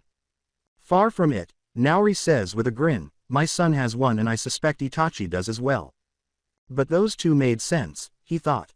Lord Fugaku, the leader of the Uchiha clan, gained notoriety as Wicked Eye Fugaku during the Third Shinobi World War and was frequently mentioned alongside the Fourth Hokage, while Itachi had to endure the trauma of witnessing the murder of his entire Genin Squad 7. Omoikane is the name of the ability, but how does that tell me what it does? Grinning, Naori gets up from the table and grabs a thick book from a nearby shelf. It was said that our founder, Indra, found comfort and safety in a shrine dedicated to the gods of old, known as the Kami, after declaring war upon his younger brother, Asura, back before the Uchiha was a clan, she says. He then maintained the deteriorated shrine and worshipped the lost gods inside, which caused them to bestow their power upon him and his offspring, or the way the tale unfolds. Venerable deities, Kami. As the older woman sits down beside him once more and starts to turn the pages, Naruto asks with a raised eyebrow, I've never heard of anything like that before. Not many people are aware of it, particularly since the Sage of Six Paths dispersed chakra across the worlds without even mentioning his mother, the rabbit goddess Kagaya. Ah, here it is. Turning the book so that Naruto could see, Naori shows him a picture of a man with long, flowing blue robes sat cross-legged with a book in one hand and stroking his white beard in the other. Omoikane, Kami of Wisdom. Wisdom, that doesn't sound like it would give a badass ability. Naruto frowns at the patron deity of his left eye. Fufu, well don't look down on it too much, he said, laughing at the young Uchiha's dejected and nearly disheartened expression. After all, since my eye is named after Tenjin, the Kami of scholars, it appears to be similar to yours. As she finishes, Naori turns the page to reveal a younger-looking man with a bookshelf behind him and numerous scrolls at his feet. You mean scholars. What about your other eye, though? What was it, and did it cause you to lose it? No, I never got to discover what its ability was, Naori mutters as she carefully removes the covering, exposing a milky white iris that one would expect a Hyuga to have. I lost my eye because my husband ran off and did something foolish while I was pregnant, she says, her smile turning somewhat somber as she shakes her head in response to his questions. I had to give up my left eye in order for him to regain consciousness. It's getting late, though, so that's a tale for another time. Naruto was taken aback when he looked up at the sky because their conversation had lasted much longer than he had anticipated and it was already getting dark. As Naori gets up from her chair, she says, go on and head home. The next time you and that rascal of a granddaughter are over, okay. I'll start helping you figure out the power of your left eye. Okay Granny Naori, I'll see you tomorrow, nods the young Uchiha, who also stands, his eyes turning back to gold. See you, Naruto. XXX. Naruto was sound asleep in his bed. Since it was a weeknight and neither Satsuki nor Naruto shared the bed with him, his adolescent hormones were not interfering with his restful sleep. Ruto. Since he doesn't think they'll be sharing a bed anytime soon, not that he wanted it to end, to be honest, he'll have to take action one day. Naruto. Hell, if his mother's initial plans with Satsuki and Naruto's mothers were accurate, then all three of them were essentially destined to be joined at the hip from birth. Get up. What? The loud, booming voice in Naruto's ear causes him to startle awake, almost toppling over on the mattress. Arg, Kurama, what on earth? The giant fox was usually asleep, even during the day, so his sudden yelling out was completely out of character. So the young Uchiha was totally unprepared to hear him yell with such passion. What happened? Something's going on, Naruto. I've been feeling a bunch of negative emotions all coming from the Uchiha compound. It wasn't good. It must be extremely severe if these feelings were so intense that Kurama could sense them from the distance of his home. Shit, that means Satsuki might be in trouble. He clambers out of bed and hastily gets dressed. But before he can get his pants on, 3 masked shinobi burst through his bedroom window into his room. The unexpected invaders cause Naruto's eyes to enlarge, and he does so once more upon seeing their uniform. Anbu, what the hell is going on? Are they the cause of all the negative emotions? The Jinchuriki is making a move. Go for immediate capture. When the person who appeared to be in charge of the squad gave his orders, the other 2 hurried forward with their tip-less tantos drawn as he began going through hand seals. His voice was extremely neutral, almost robotic. The world around him slows to a crawl as his eyes swiftly shift into his Sharingan, allowing him to see the trajectory of their attacks and anticipate the hand signals for the wind-style breakthrough technique the leader was about to execute. Naruto responds by flaring his own chakra and raising his hands. Tearing blades wind style, his hands clapping together creates a huge gust of wind, which swiftly transforms into multiple sickles that shoot forward at breakneck speed, cleaving through the 2 ninjas before they can even reach him. Meanwhile, the final Anbu barely avoided getting off his jutsu in time, blunting Naruto's force but still leaving a deep gash. The young Uchiha lets out a sigh of relief as he collapses to the ground, spasming slightly before becoming motionless as blood pours from the wound. The fact that his mother had trained him to kill was fortunate because she frequently took him, Satsuki, and Naruto on field trips to destroy bandit camps. However, Naruto's sudden need to bend forward and dodge a tanto aimed at what should have been, if not for his unique situation with regard to his Sharingan's vision, or his blind spot, cut short the brief break. He thinks to himself, what the hell Kurama, why didn't you sense him? As he leaps back to get more space. There's something wrong with these Anbu, Naruto. It's like there's nothing to sense, as if they have no emotions. As he effortlessly avoids another blow from the Anbu's weapon, Naruto racks his brain. Before she passed away, he was certain his mother had warned him about something similar. At that moment, the Anbu's mask was revealed to be completely blank by the moonlight, and all of a sudden, everything made sense. Anbu with no emotions wearing blank masks. This must be that old crippled Warhawks group. The ones Mom said wanted to control me and Naruto. Route 8. After dodging an attack, Naruto channels chakra into his fist and sweeps his leg out, tripping the Root Anbu and making them completely vulnerable to his counterattack. Wind blow is the wind style. As he launches his cocked back fist forward, it gets covered in wind and hits the Anbu in the chest, leaving a noticeable dent. The Anbu gurgles and falls to the ground, blood spurting from under the mask. His blow had undoubtedly broken their ribs, causing the bone to pierce their lungs. Now that the last of his home invaders has been killed, Naruto rushes toward the clan head's house by jumping through the broken window. He had to deal with numerous attacks from other Root Anbu along the way, which greatly slowed him down and irritated the Uchiha. Kurama had to rely more on chakra sensing because it was difficult for him to sense their emotions. Damn it, Naruto was always more suited to that stuff than me. As he got closer to his destination, he felt sadness and rage at each destroyed home and dead Uchiha he encountered. It appears that their assailants were well prepared and took the entire clan by surprise. All he could do was hope Satsuki and her family were secure. It appeared as though a fierce battle had already taken place by the time he reached the clan head's large home. There were fires raging throughout the area, some walls had collapsed, and dozens of dead Root Anbu were visible. That's a good sign at least. But as he considers that, he sees Fugaku leaning against a nearby tree, and his Sharingan eyes widen. Lord Fugaku, Naruto exclaims as he rushes to the clan head's position, gasping when he sees the large cut on the clan head's torso that extends from shoulder to waist. When Naruto sees Makoto leaning against him with a stab wound through her heart and the clan head not breathing, his face falls and his eyes become sad. Lord Fugaku, Lady Makoto. Even if the two were caught off guard, he could tell that it wasn't just Anbu who had accomplished this because Root would only serve as fodder for them because they were both strong jonin in their own right. As he keeps staring at the lifeless bodies of the two individuals who had essentially been his second parents, anger gradually builds inside of him. Red chakra explodes around him, creating a bubbling cloak that resembles a fox, complete with ears and a long tail. The person who did this, I'll kill them. But first, I need to find Satsuki and make sure she's safe, he muses, controlling his rage. He wouldn't benefit from blind rage, particularly in this situation. Kurama, where's the nearest source of negative feelings? He asks himself, growling. Head straight north, I feel 3 sources over there. Must be Satsuki, Itachi, and the bastard who did this. Naruto then jumps off in the direction he was instructed to go, his eyes changing into their higher state and hot tears streaming down his cheeks as Kurama's chakra causes him to move much more quickly than before.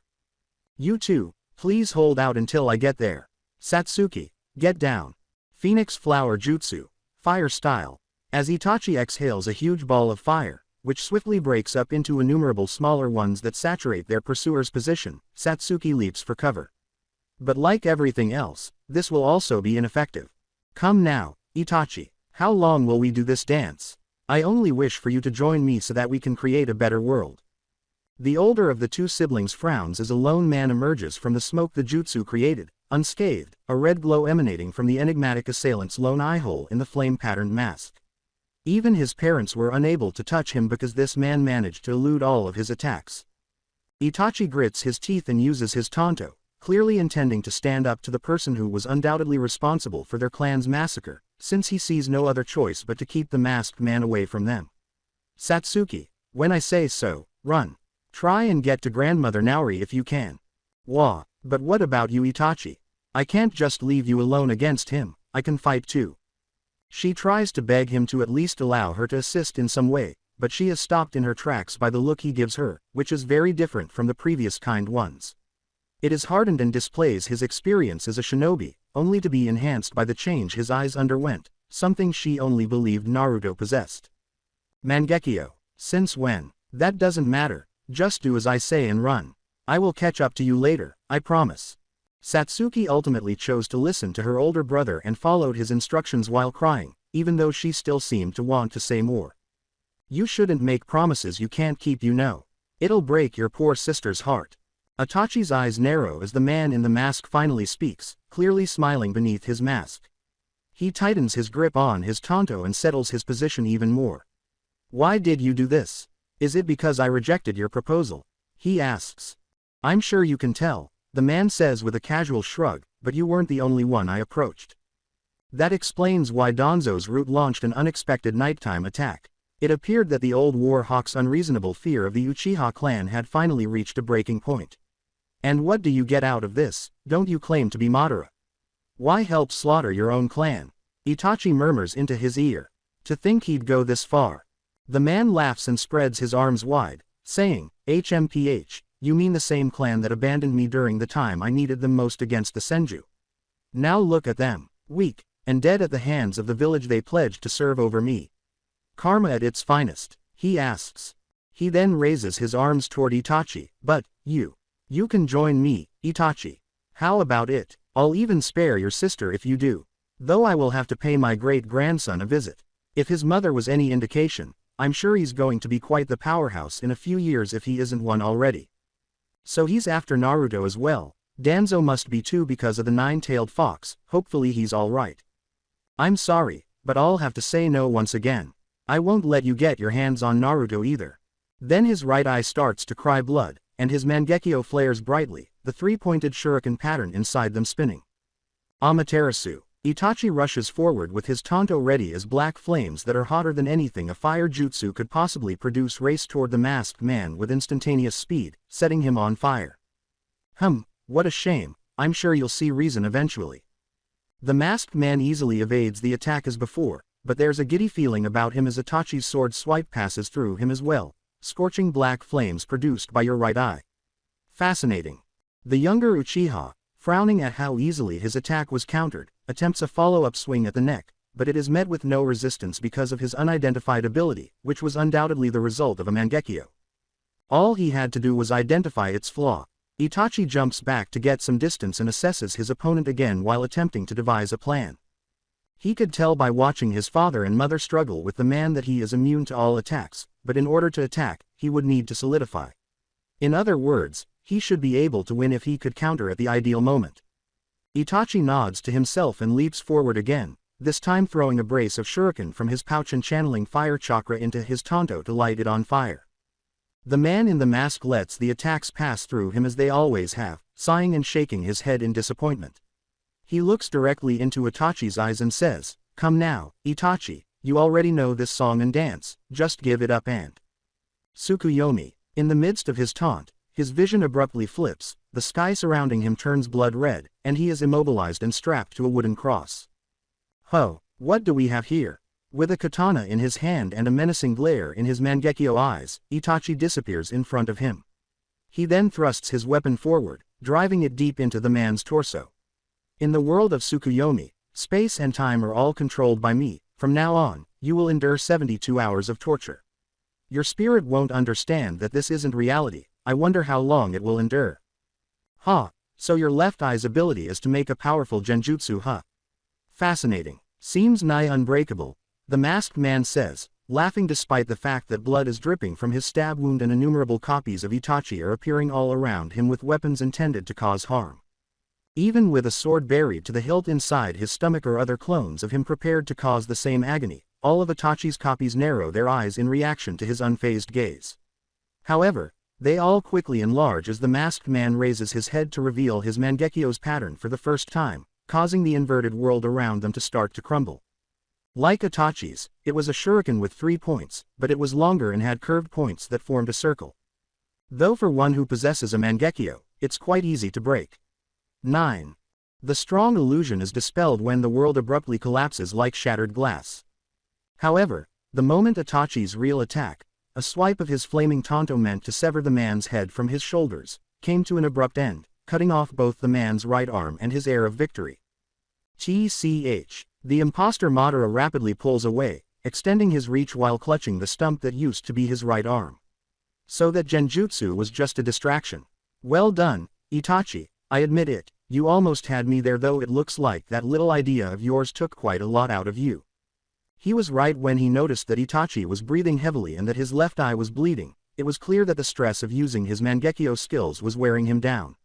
Itachi wipes the blood from his eyes and grits his teeth at the failure of his plan, trying desperately to think of another one. At least he had managed to take an arm, but rather than the fountain of blood he had anticipated, the limb appeared to be composed of a pure white, flesh-like substance that was obviously not human. Was this man some kind of Orochimaru experiment? After Uchiha left the village, did the Snake Sannin manage to obtain his DNA and create a clone? In any case, he had to devise a different strategy to swiftly defeat him. The man in the mask says, "It seems I've underestimated you," as he holds his severed limb tightly. "I wonder what makes you strive to work so hard even though you are no match in all actuality," he says, his lone eye wandering before he spots a certain heiress peeking from around a nearby corner with her Sharingan blazing. It appears that the girl chose to watch their altercation because she was either too obstinate or too anxious to follow her older brother's instructions. He didn't know if she did this to see if he was alright or to see if she could find a chance to jump in. However, it did give him a great chance. With a savage expression on his face, he pulls a katana out of thin air and says, "I bet if I can take her captive, Itachi would easily bow to me. Taking a limb or two should be enough." Following the masked man's gaze away from him, Itachi watches in mild confusion, wondering, what is he looking at? Another comrade, Satsuki. Damn it. Both move simultaneously, but Itachi was a little slower because he was exhausted from using his Mangekyo skills one after the other in quick succession. As a result, he barely managed to jump in front of his younger sister just as she was trying to block a sword slash.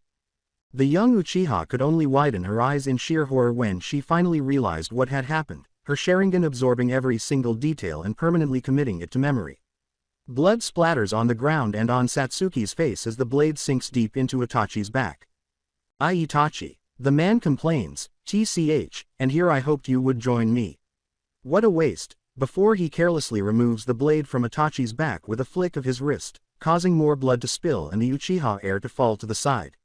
Satsuki screams his name once more while attempting to stop his bleeding with her hands. Her mind was racing a mile a minute as she tried her hardest to stop Itachi's bleeding with what little medical knowledge she had, tears streaming down her face. She pumps as much chakra as she can into the wound while her hands glow green, saying, "Itachi, I'm so sorry, I should have listened." However, she stops in terror when she hears footsteps approaching. When she turns and sees the masked man coming toward her with his blade still smeared with Itachi's blood, her breath catches in terror and she grips her older brother even more tightly. "Oh well, guess I'll take the girl instead." She'll make a decent pawn after a bit of conditioning. I'll just need to alter her memories a bit. As he approaches, Satsuki starts to hyperventilate. She can feel Itachi's breathing slowing in her arms, and her hands start to tremble. Her mind frayed as a result of everything. Her clan being destroyed, her parents probably being killed, and even her brother dying due to her own stubbornness, until it finally snapped when she could no longer feel his chest rising. Her tears turned to blood as the stress of the situation mounted, and her eyes underwent a complete transformation as more chakra than ever before flooded her optical nerves. When they dye her irises black, the tomo in her eye begins to spin so quickly that they blend together, and 3 red ellipses that intersect around her pupil grow from the center, creating a pattern resembling a star. Soon after, the whole area is engulfed in black flames, which surround the young Uchiha in all directions in the form of numerous spikes. She screams to the sky in anguish over losing her family until the mental strain becomes too much and she faints. The attack was indiscriminate, soaking everything except its owner in black flames. The masked man watches the scene with curiosity from within the sea of fire, but he sucks his teeth in frustration when he realizes that Itachi's body was also destroyed by the black flames. A pity, his Mangekyo would have been useful. But the girl unlocking her own, with the same ability only more powerful. He smirks to himself as he moves forward, thinking, yes, this girl will make an excellent pawn.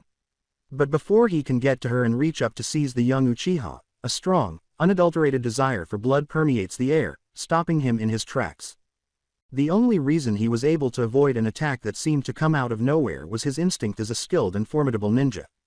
The sound of glass breaking was replaced by a shining white blade as soon as he withdrew his hand. He would have also lost his other limb if he had been even a millisecond late. He is greeted by the sight of Naruto standing in the sea of fire with an aura of bubbling red chakra surrounding him as he jumps backwards to get more distance. The cloak's constant regeneration enables him to do so without being set on fire. Satsuki. When Naruto sees the dried tears of blood streaming down his childhood friend's cheeks, he kneels down to her and watches with sorrow in his eyes. Kurama, can you sense Itachi anywhere? No. His emotions disappeared around the same time Satsuki's spiked. I see. The dried blood on Satsuki's cheeks vanishes as he extends his hand and caresses her cheek, his cloak of chakra enveloping her. The masked man thinks to himself, probably to protect her from me or her own fire, as half the Nine Tails Jinchuriki reaches his maximum height. Sorry for being so late. I promise, I'll make it up to you later. Jutsu Shadow Clone. Satsuki is instantly lifted into a princess carry by a clone that materializes in a cloud of smoke.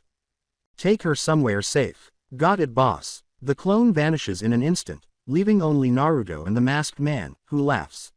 You shouldn't make promises you can't keep, boy. Just like I told Itachi before. Break. Once more, he hears glass breaking, and then he sees Naruto standing in front of him, omen already penetrating deeply into his right side. The masked man uses his ability before the swing can be completed, allowing the blade to pass through the remainder of his body without causing any harm. However, this does not undo the damage that has already been done. As his eye met Naruto's blazing Mangekyo and omen pointed at him, he held his now heavily bleeding side and, for the first time tonight, an aura of anger emanated from him. I'm not here to listen to your little monologue. You are the reason my dad and Naruto's parents are dead. You're the reason the villagers blamed Naruto and the Uchiha for Kurama rampaging that day. And now you're responsible for the death of Satsuki's and my clan along with her immediate family. The young Uchiha's right eye begins to bleed, oh, and save the, I'm Madara, fear me, crap. Just die. Benzaiden. With the sound of glass breaking, Naruto vanishes once more before resurfacing on the left with a swipe that is intended to cleave through the left shoulder. However, the masked man's space-time ability was already activated in anticipation of this, causing Naruto to narrow his eyes as he innocuously passes through, saying, so, that's what his Mangekyo does. He grasps the katana's hilt with both hands in a ready stance, landing his hand and using it to propel himself up. However, when he loses sight of his opponent, his hands widen in confusion. What the? Where did he go? He quickly turns around and swings as the masked man appears behind him, seemingly out of thin air, as if to answer his question.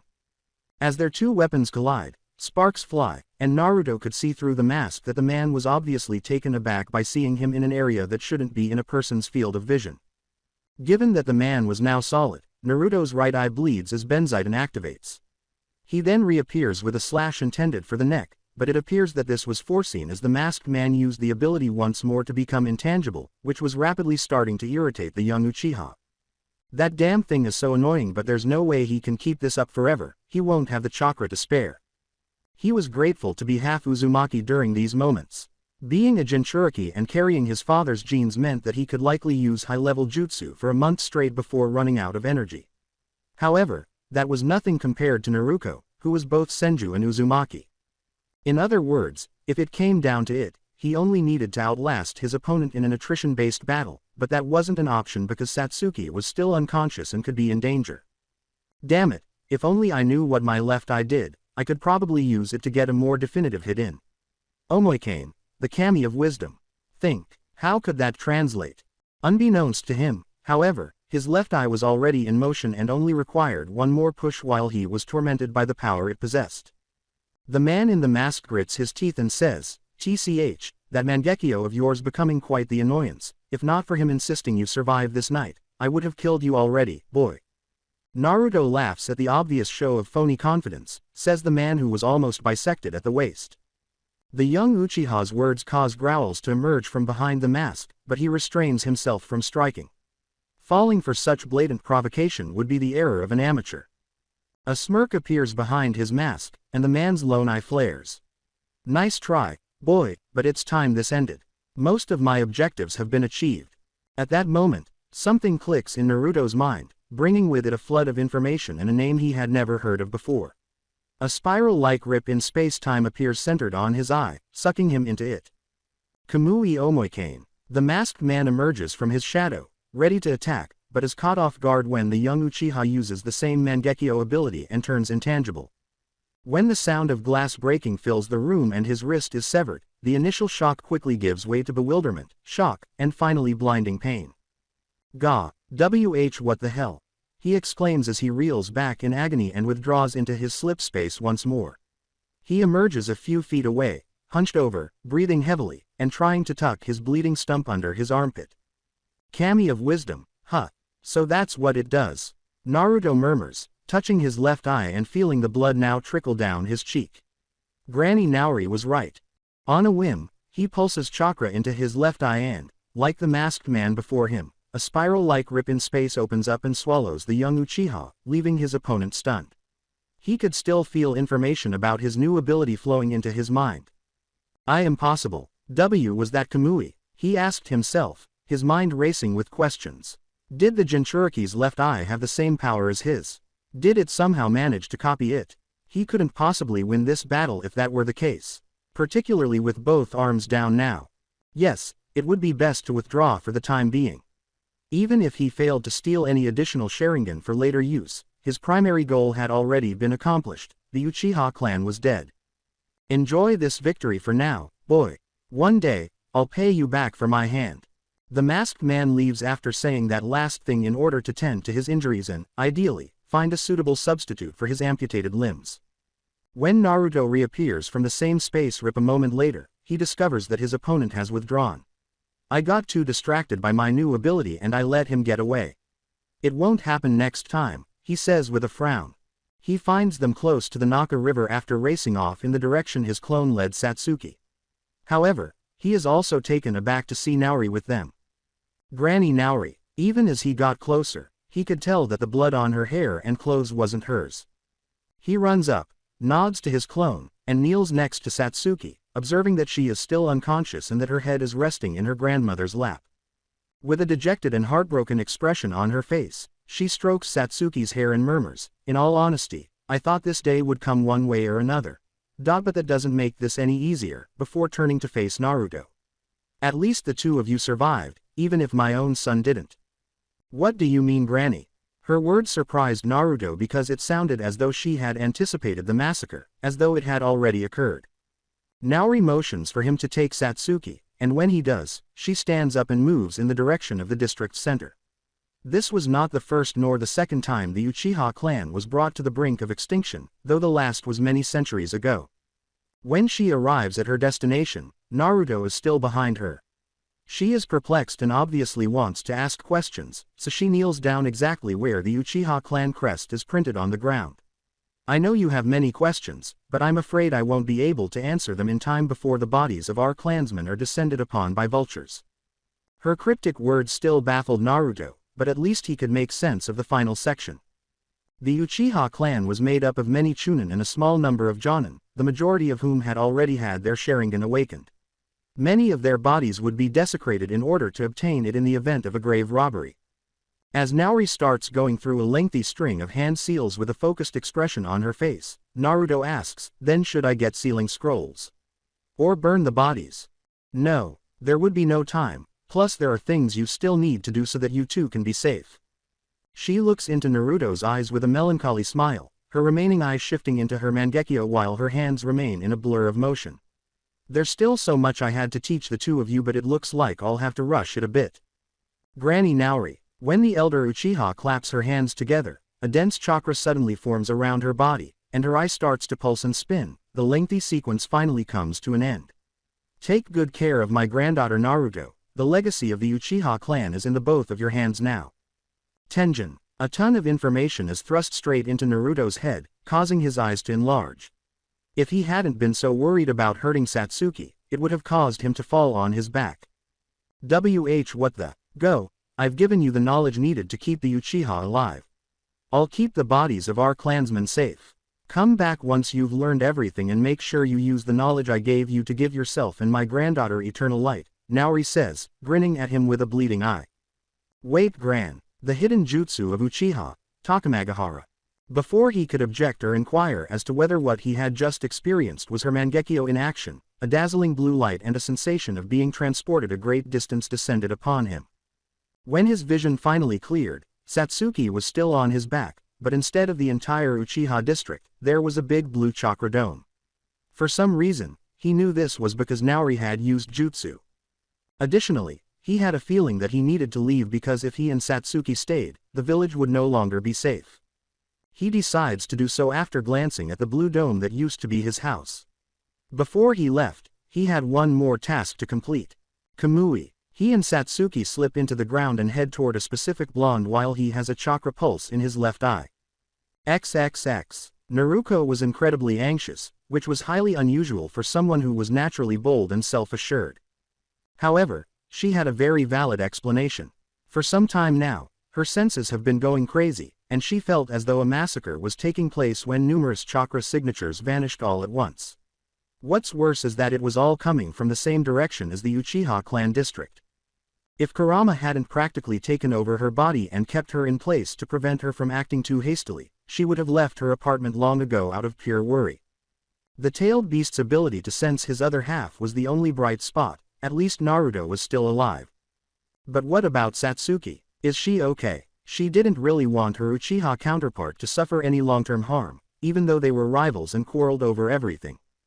After all, the three of them were like family. Her senses finally settle as she considers this, and then she is startled by a sudden burst of chakra as a brilliant blue glow comes from her window. What the hell is that?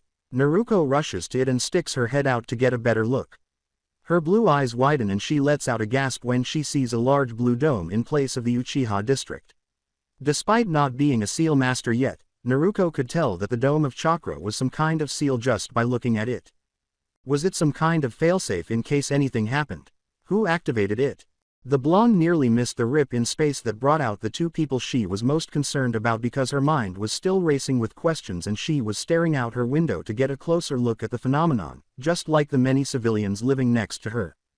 With tears in her eyes and concern in her voice, Naruto turns around as soon as she senses their chakra and plunges headfirst into Naruto's chest, particularly when she notices Satsuki unconscious. Usually, someone would inquire as to how the two Uchiha entered their apartment silently. However, Naruto assumed it was because Naruto already had a Mangekyo Sharingan. Naruto, what happened to Satsuki? I saw the Uchiha district. The Uchiha interrupts her with a serious expression that surprises her. I'll explain later. A lot happened, but Satsuki and I are leaving the village. I came here to see if you wanted to come with us too, he says.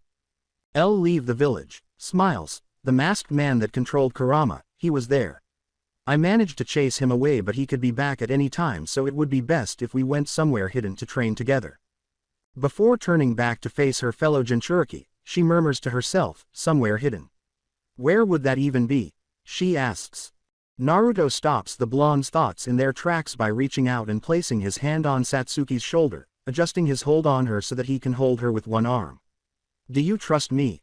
Naruto tilts her head and raises an eyebrow at him, causing her long, blonde, red hair to sway. Huh. Of course I do. The Uchiha smiles, nods, and pumps chakra into his eye. His fellow Jinchuriki is momentarily stunned when the area around them starts to swirl and distort. We're going to the homeland of my dad and your mom. To Uzushio. The final words cause Konoha's Jinchuriki and the two remaining Uchiha to vanish. Never to be heard from or seen again for some time. Outskirts of Uchiha clan district. Hiruzen observes with sorrow the great blue dome that now encloses the last founding clan of Konoha. The bodies of men, women, and children who had been killed during this terrible night were visible to him even from this distance. How many? We are unsure, Lord Hokage, but considering none of us have yet managed to get in to confirm the numbers, we can only assume the entire clan was wiped out, the person kneeling next to him says. In a rare display of grief, the elder Hokage hangs his head. He first failed to save the Uzumaki during their time of need, and then the Senju fell into obscurity under his rule, with its lone surviving member either gambling the remaining funds of her clan or spending them on sake. Lastly, the Uchiha clan was slaughtered like animals while he was in charge, and he could already guess who was to blame. Look again for any survivors and try and see if you can get inside the barrier. Yes, sir. While this is not exactly how I planned for this to go. With this everything should be settled. When Hizuzen hears the sound of a can hitting dirt next to him, his gaze shifts to the side. Gazing at the bandaged face of his longest friend and complete opposite, he murmurs, Danzo. I knew you had a hand in this. Standing beside the Hokage, the bandaged man nods and tries to touch the barrier, but his hand is repelled. Of course Hiruzen, it would only be a matter of time before the Uchiha pointed their weapons in hatred toward the village. This was just out of precaution. Precaution, huh? And how many of your men were needed? I'd say about 60% of my route were used to do the deed, yet it seems now none of them will survive with the seal now around the district. It is a shame the Jinchuriki is probably trapped in there as well. Yes, a shame. Danzo fumes inwardly while nodding. The initial plan did not include the barrier that appeared out of nowhere. With only the Jinchuriki remaining, the Uchiha district was supposed to be open so he could shape him into a suitable weapon and use the Sharingan of the dead clan as spares for the Izanagi. Was he deceived by the masked man who fled with the Jinchuriki in the eyes? If so, who was in charge of the barrier? Later on, he would have Torun and Fu investigate such matters. But he won't let this chance pass him by. He could use this to persuade Hiruzen that it makes sense for him to train the remaining Jinchuriki Konoha has. Indeed, when morning arrives the following day, he will. Splat. The village elder's headless corpse fell to the ground as the adamantine staff the third Hokage abruptly summoned smashed Danzo's head into a pulp in a shower of blood and brain matter. If this were a different reality, Danzo could have used a few tricks to avoid his fate, such as using a Izanagi to give him multiple lives or an unbreakable genjutsu to change Hiruzen's mind. Unfortunately, Root withered and died in the depths of Konoha, leaving the general public in the dark, just like a snake with its head severed. Hiruzen lets out a long, weary sigh and turns to face the Anbu beside him. Go check on Naruko and make sure she is safe. Then bring the village elders Kaharu and Homura to T&I to see if they had any part in this nonsense. Also, don't forget to take this trash with you. Yes, sir. In body flickers, the Anbu all take off, determined to carry out their Hokage's orders and take Danzo's body with them. When they are gone, Hiruzen turns back to the blue dome and feels the weight of his mistakes. The Uchiha clan was extinct because of his own stupidity in allowing the man who had been his best friend to do as he pleased. In addition, the village lost Naruto Uchiha, the second holder of the Nine Tails, a valuable asset. In addition to his close relationship with Naruto, the other Jinchuriki and direct descendant of the fourth Hokage, the boy would have been an invaluable shinobi who would have greatly benefited the village if he had become anything like his mother, grandfather, or great-grandfather. His weakness and Danzo's paranoia would tear away the girl's first and most significant bond in the village, leaving her devastated. All he could do was hope that the friends she had made in the academy would somehow assist her. Hiruzen lets out another sigh, as if it were the umpteenth time that night, and turns to leave the scene of his latest setback. Tomorrow, he would have to announce the fall of the Uchiha and call Jiraiya to examine the seal and see if he could break it so the deceased could be buried properly. After that, he'll go see Naruto in the hopes of comforting her. Indeed, tomorrow would be a busy day. However, he was genuinely unaware of how busy it would be. Uzushio. There was an island off the coast of the Land of Fire that was almost impossible to get to by boat or foot due to the numerous whirlpools surrounding it. There was no way to enter the island unless you knew the Uzumaki people's secret route. It was a naturally constructed island stronghold that could not be overrun using traditional tactics. Nevertheless, the people who had previously inhabited this area were massacred, and those who survived were dispersed throughout the land, leaving their homeland barren and inhabited only by untamed animals. That is, until now. Water jet jutsu is the water style. Style of lightning. Electric flux jutsu. Boom. After 4 years on the abandoned island, 2 girls who had now matured into young women are responsible for the explosions that reverberate within one of the island's numerous overgrown forests. One of those young ladies, with waist-length blonde hair that ended in red tips tied into twin tails and bright blue eyes with a fox-like pupil slit that was currently narrowed toward her polar opposite, who had obsidian-colored eyes and mid-back length inky blue hair pulled up in a single ponytail, leapt out of the smoke. "Damn it, Uchiha, you nearly hit me with that. It's not my fault you're too slow to get out of the way, idiot." Naturally, as they grew, so did their rivalry. From her perch on a nearby tree, she grits her teeth in frustration as she glances back at the enormous boar the size of a boulder that they were currently hunting for dinner. The blonde and redhead mix molds her chakra for a jutsu inherited from her mother, grinning as an idea dawns on her. Chains of adamantine sealing. From her torso, a number of golden chains with sharp tips shot through the air, finding their target by tightly encircling the feral hog and one another. Wah! Satsuki was about to release a fire jutsu when one of the chains wrapped around her ankle and flicked her away, causing her to yell in surprise. The flamethrower-like technique that erupted from her mouth created a stunning arch as she was flung through the air, her body crashing through multiple trees except for the enormous purple ribcage that encased her when she struck the first trunk. It was quite the sight. When Satsuki rolls with her ethereal chakra shield, she leaves a deep trench in the ground that releases clouds of dirt. However, a skeletal hand quickly blows it away, revealing her standing upright with an angry face and her eternal Mangekyo glowing, displaying a fresh design inside of them that was very similar to her original, but with 3 curved points protruding from the sides. 1. She lost her light from overtraining her Sharingan years after they escaped Konoha, but fortunately, her grandmother had foreseen this when it became apparent that the Uchiha clan was dying out. In preparation for this, she had saved her grandfather Naka's eyes after he passed away, and she had given them to Naruto just before they fled. Satsuki releases the result of her visual skill without the typical limitations of their use, targeted a particular obnoxious blonde. Amaterasu. As she anticipated, the flames did not touch skin or clothing, but rather a bubbling cloak of red chakra that Naruto used to cover herself in preparation for this exact attack. Her left eye spins, producing black flames as hot as the sun directly on the target in her sight. The Nine Tails chakra cloak separates itself at the point of contact with the flames, landing on the ground to be consumed by the unquenchable flames. Simultaneously, 3 chakra-based tail-like appendages emerge from her tailbone as Naruto removes her chains, holding the boar in check, and then leaps toward Satsuki with her arm cocked back and a savage smile on her face. Satsuki unsheathes the Chikudo she had strapped across her back waist, dispels her Susanoo, dodges to the side, and narrows her eyes at the approaching charge. As she swings the blade downward in a perilous arc at the blonde, lightning chakra flows across it. However, she encounters some resistance because of the cloak of chakra, but she still manages to leave a deep gash on Naruto's arm as the blonde falls to the ground beside her. Unaffected by the dirt that has been thrown up because of her visual abilities, Satsuki holds her sword tightly, blocking the lightning before she ignites it with her chakra, and tries to stab in the same spot, but instead of feeling her sword pierce flesh, she hears a loud clang. At that moment, a strong gust of wind simultaneously clears the dirt in the air and pushes her back. Satsuki gains distance by letting the wind carry her rather than resisting it, crouching on a nearby tree branch, and narrowing her eyes toward Naruto. Satsuki's earlier attack was thwarted by the blonde's water shield.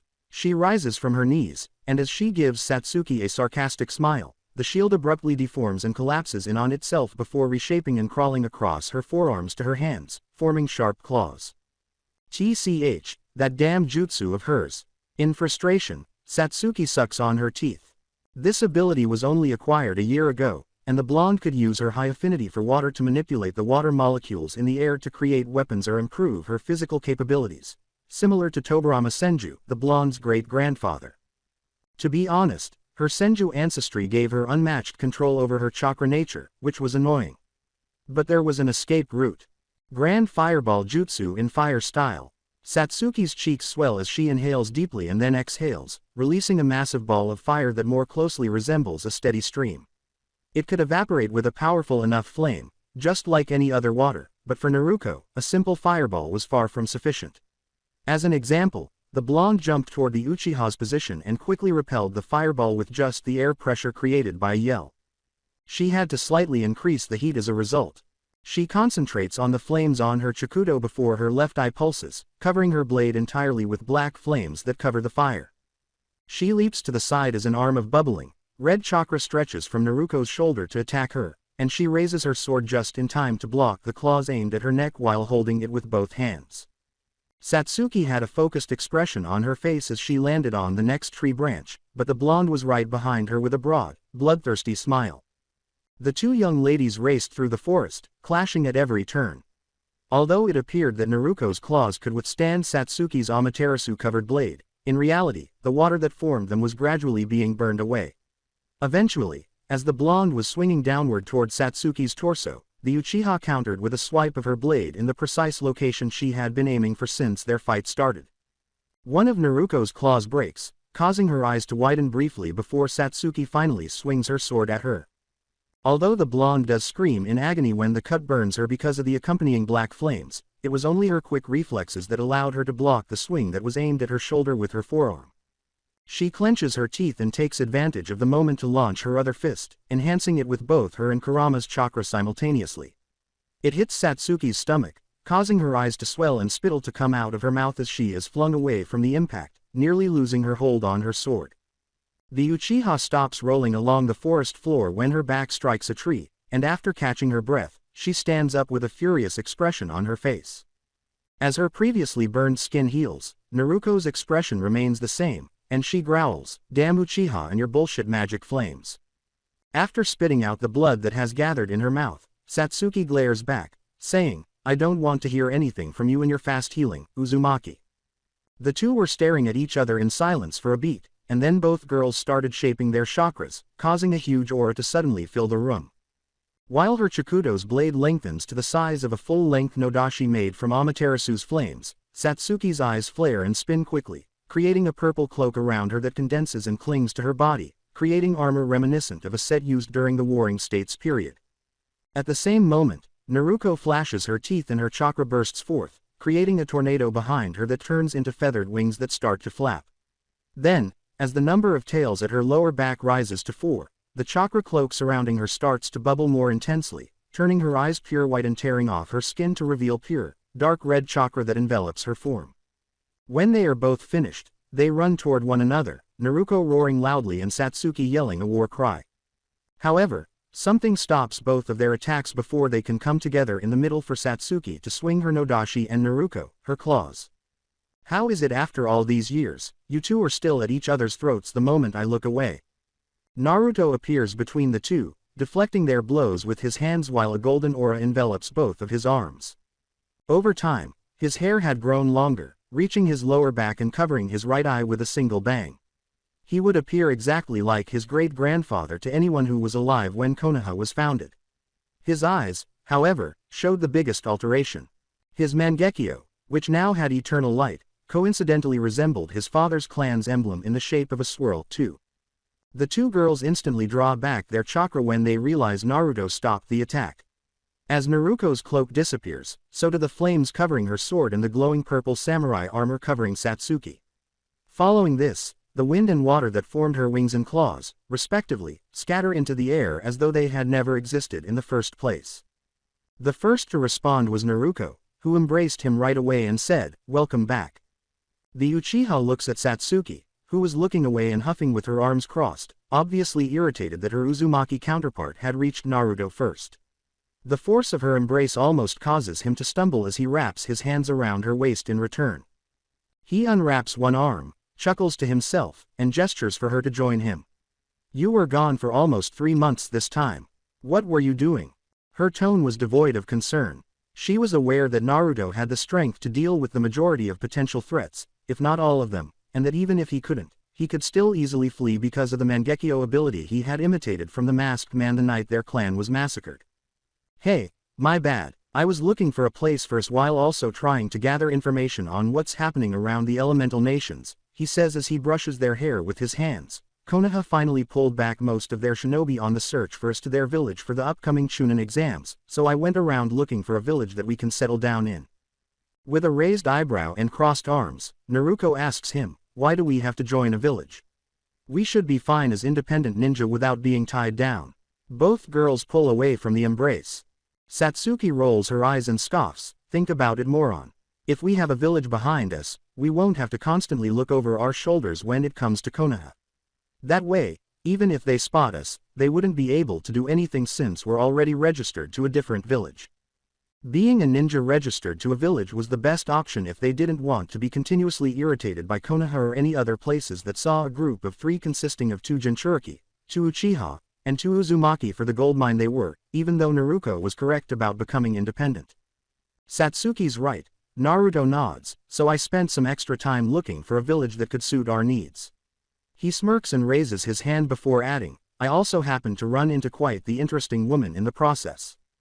The pattern in his left eye spins as he speaks, and a jagged spike of golden-colored crystal appears in his outstretched hand, floating above his palm and demonstrating the full use of Omoikane in his left eye, which could replicate any jutsu, regardless of its origin, as long as it didn't affect his physical body.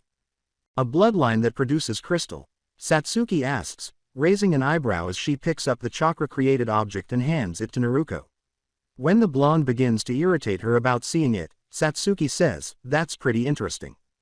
She's one hell of a fighter too. Shoulda seen her face when I copied her bloodline. Hey, priceless. In recent years, he had developed a fondness for throwing back bloodlines at the faces of the original owners, which also resulted in a sizable collection.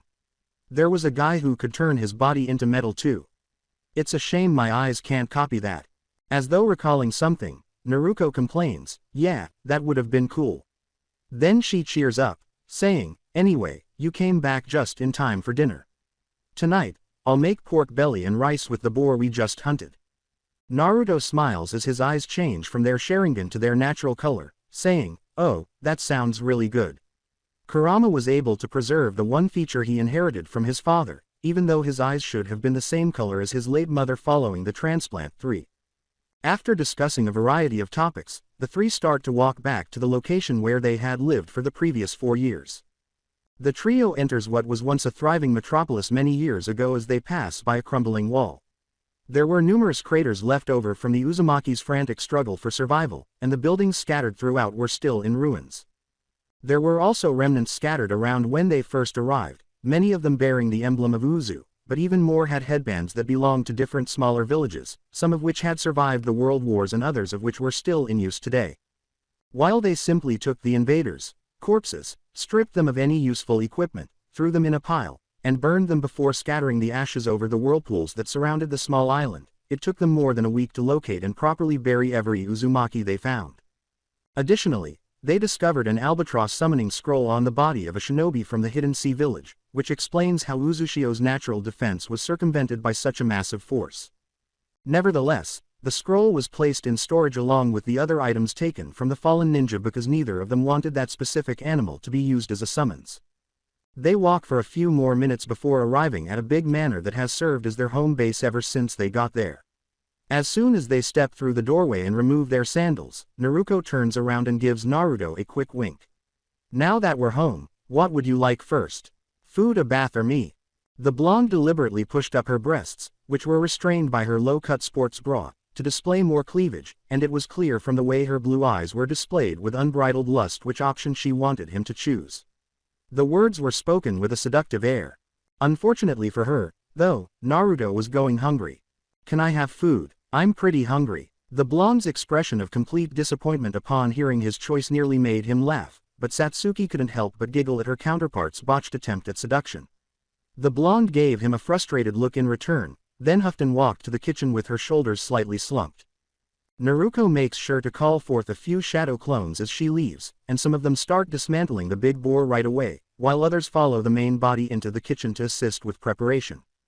The Uzumaki was usually the one to prepare meals for everyone.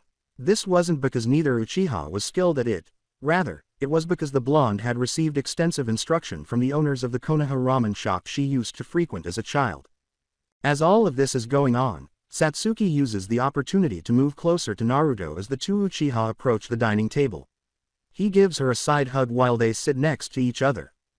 Due to Naruto's recent return from his travels and Satsuki's recent sparring with Naruto, neither of them was particularly clean, but they chose to enjoy each other's scent instead. Naruto puts his hand on her head and gives it a quick rub before asking, "How are your eyes? Are you used to them yet?" Both of them would have been partially blind by now if Granny Naori's Mangekyo hadn't been able to teach him the skills necessary to perform the eye transplant procedure. With a humming nod, Satsuki leans in and says, "It's nice to be able to use Amaterasu and Susanoo without my eyes hurting or going blind. I even came up with a few new moves." He grins and says, "Oh yeah, nice, you'll have to show me later. It's been a while since I danced with either of you," anticipating it. Given that Satsuki and Naruto were such devoted rivals that if one became stronger, the other would soon follow, he could already assume Naruto had thought of a way to counteract Satsuki's development as well. His fellow Uchiha looked up at him pouting while he was deep in thought. To put it mildly, she was a little irritated. Despite the clues she was giving him, Naruto's first thought after holding her after being away for months was sparring. The idea of a good dance, as he liked to call it, had always diverted Naruto's attention since they were young, to the point where his mind would only think about it until something caught his attention. Luckily, she knew exactly how to accomplish that. With a sigh, she gets up from her chair and breaks their embrace, leaving Naruto perplexed until she sits in his lap, straddling his waist and narrowing her eyes before quickly and abruptly kissing her fellow Uchiha. The heiress either waited for him to initiate contact or became envious when Naruto did, and Naruto's eyes widened slightly at how unusually direct she was. However, this time it must be because of how long he had been away from Uzushio. Choosing to comply, his hands went straight to her back to firmly grasp her tight-fitting spandex shorts-covered cheeks while his tongue slithered intimately into her mouth. Satsuki starts to grind her hips into his lap and groan in his mouth, enjoying the action. In order to draw Naruto's head closer to hers and intensify their kiss, she also reaches back and unties her ponytail before beginning to run her fingers through his wild black hair. The two Uchiha were sitting next to the dinner table, making out while groping, grinding, biting, and sucking. After what seemed like hours, they finally paused to catch their breath. Satsuki's lower lip was slightly bruised and swollen from Naruto's ferocious sucking and biting while they were kissing, and there was a trail of saliva connecting their outstretched tongues. Her deep breathing, flushed cheeks, and the expression of unadulterated desire in her eyes made him smile. "Did you really miss me that much?" Rather than responding orally, she nods and then leans in to press her face against his neck. She puts some kisses and nibbles on his collar and murmurs, "You were gone too long this time. My bad, my bad. Gathering the information I needed took longer than I thought, but I'm here now." She gives a little hum and leaves his neck, returning to her intent gaze on his face. However, the sound of someone clearing their throat stops the two Uchiha in their tracks as she leans forward to start kissing again. They turn to see Naruto standing there, tapping her foot while crossing her arms beneath her bust. "Oi, I'm bustin' my butt making food for us and the two of you are here making out. What am I, some kinda cuck queen?" Satsuki snorts, clearly upset that her time with Naruto was cut short. "Well, if the sandal fits, you might as well wear it. You bitch, dumbass, fuck you, take me to dinner first, slut. Oh wait, you're already making it for me." Naruto becomes enraged at the jab. The blonde couldn't even think of an answer, especially since she was the one being called a slut even though Satsuki was the one who shoved her tongue down Naruto's throat the moment they were alone. If Naruto hadn't patted Satsuki's back to ask her to get up so he could kiss the blonde's forehead and calm her down, she would have appeared ready to jump. "I'll make it up to you later, let's eat first, okay?" "HMPH, you better." Her clones enter with a snap of her fingers, some bring bowls filled with rice and pork belly, while others bring different side dishes to the table. After that, Naruto's clones cleaned up and sealed the remaining board that wasn't being consumed for preservation while the three sat down to eat. Naruto also shared with the three girls his experiences outside of Uzu, including the locations and people he had encountered. To make it up with Naruto, he naturally had the blonde sitting in his lap while they ate, which caused Satsuki to give the Uzumaki envious glances. By now, he had visited most of the elemental nations and scouted out various villages where the three of them could settle, which was made easier by Shisui, his mother's raven. He was now able to tell the girls with confidence about the village they would soon call home. He says, since Iwa is likely to try and kill Naruto on sight thanks to who her dad is, as he keeps eating. Kumo would likely turn us into breeders for our bloodlines, and while I wouldn't mind drowning in it, I'm not sharing you girls with anyone, and there's no way in hell I'm living in Suna with all that sand. Kiri is the one place we can go. In addition, there were more people with bloodlines in the land of water than in any other nation. The young Uchiha gets a little excited just thinking about all the jutsu he could replicate with his Mangekyo. Satsuki raises an eyebrow at this line of reasoning. Hasn't Kiri been in a civil war the past few years? I remember even Auntie Raven talking about it back then. Naruto nods as he finishes the last of his food, places it on the table, and cradles Naruto in his lap by the waist. Yeah, and that's our way in. We help the rebels and get into their good graces. That way we won't have to deal with any crap and can be integrated quickly. Naruto nods and leans back against her fellow Jinchuriki's chest. Sounds like a good idea to me, she says, then gives him a playful glance. I bet you also want to go there because all of the potential bloodlines you can copy too, huh? Hee, guilty, plus, the rebel leader and her second in command are quite strong. They aren't that much older than us too, he says, laughing and putting a hand on her thigh. Satsuki snorts and raises an eyebrow at the smirk on his face as he speaks. So you're interested in them? Hee, a little. Given how much Naruto valued strength, both girls realized that was an understatement. He wouldn't even bother discussing the power of the two he just mentioned if it weren't noteworthy. Naruto exclaims, then I can't wait to meet them. She is eager to find out what piqued the interest of her fellow Jinchuriki. When are we leaving? Tomorrow. We'll head to Wave Country first, then go into water from there. Naruto nods, got it, then smirks and moves to straddle Naruto's lap. Then why don't we take a bath together? I want you to wash my hair. He smirks back at the slightly lustful expression in the blonde's blue eyes and asks, you sure you want me to just wash your hair? It looks like you want something more. In a position that was all too similar to the one she had just discovered Naruto and Satsuki in earlier, Naruto leans in close and presses her body against his while biting her bottom lip. Why don't we go in together and find out? Naruto's golden eyes light up with excitement, and he quickly picks up the blonde and takes her to the bath they rebuilt while she giggles like a schoolgirl. Conversely, Satsuki huffs in irritation and pursues the two.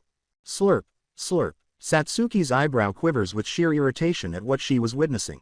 Right now, Naruto appeared to be attempting to extract Naruto's soul via his cock. The blonde's neck had a noticeable bulge from the current intruder, and she was quickly tossing her head back and forth down his length. To be honest, the Uchiha hoped she would choke on it. Gak, in that exact manner. With each thrust, he used her twin tails as handlebars to fuck her mouth, forcing her nose into his pelvis and lodging his cock deep in her throat. The blonde's head was being held in place, and she could feel her air supply rapidly running out during all of this. However, the experience only made her pussy drool with delight rather than causing panic. After what seemed like an eternity of coughing and choking, Naruto finally allowed her throat to relax, allowing his fellow Jinchuriki to breathe while he covered half of her face with his manhood. Ooh fuck, I love choking on your big dick, put it back in me so you can come down my throat. The fact that Naruto's dick tasted like another woman she didn't recognize, as it frequently did whenever he left Uzu, didn't really matter to her because she was so consumed by her own lust.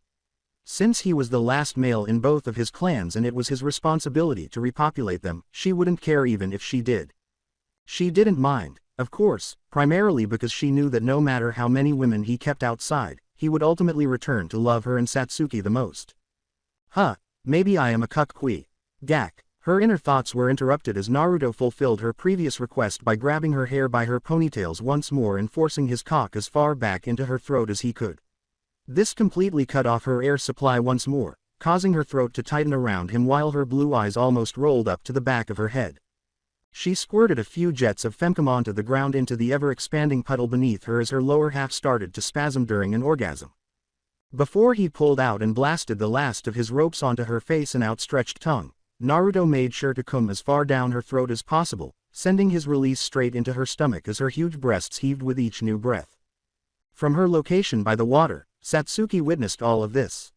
She had long since thrown away her towel, which was now used as a makeshift mat on which to rest while she waited for the two Jinchuriki to finish. She was aware that it was her turn to get Naruto's attention now that he had sperm. As she was thinking, her fellow Uchiha turned to face her, and she locked eyes with his cock as it swung around seductively. As he approaches her, Satsuki bites her bottom lip, leaving Naruto to clean up after herself by removing his sperm from her hair and face. Before long, he was on his knees in front of her, their eyes locked as they transformed into Sharingans. With a laugh, she spread her legs for him and let Naruto settle between her thighs. "Good, you're finally done with that slut," says the one currently spreading her legs without me even saying anything. HMPH. Naruto slid in after aiming himself at her already soaked entrance using his hand as a guide. Naruto's spit from her deep-throating session and her own moisture made it simple for Naruto's dick to enter what she personally thought was its home. The tip of the long, thick pillar of man-meat nestled against her cervix, settling itself comfortably between her pulsating walls. For the first time in months, she felt genuinely filled, and as usual, she was reminded that the real thing felt many times better than fingers. This sent a shiver up her spine. Naruto's hands move to her waist and he digs his fingers in for a firm hold as her modest chest heaves and her head rocks back. He groans as Satsuki's insides clung and pulsed around him, feeling hot and constricted. His hips slowly start to move, first pulling himself out and then back in, as he pushes forward, placing his fellow Uchiha on her back. Every time his tip lightly pressed against Satsuki's cervix, she let out a little moan. Naruto focused on slow, deep strokes that he knew drove her insane, making sure his movements were deliberate and deep.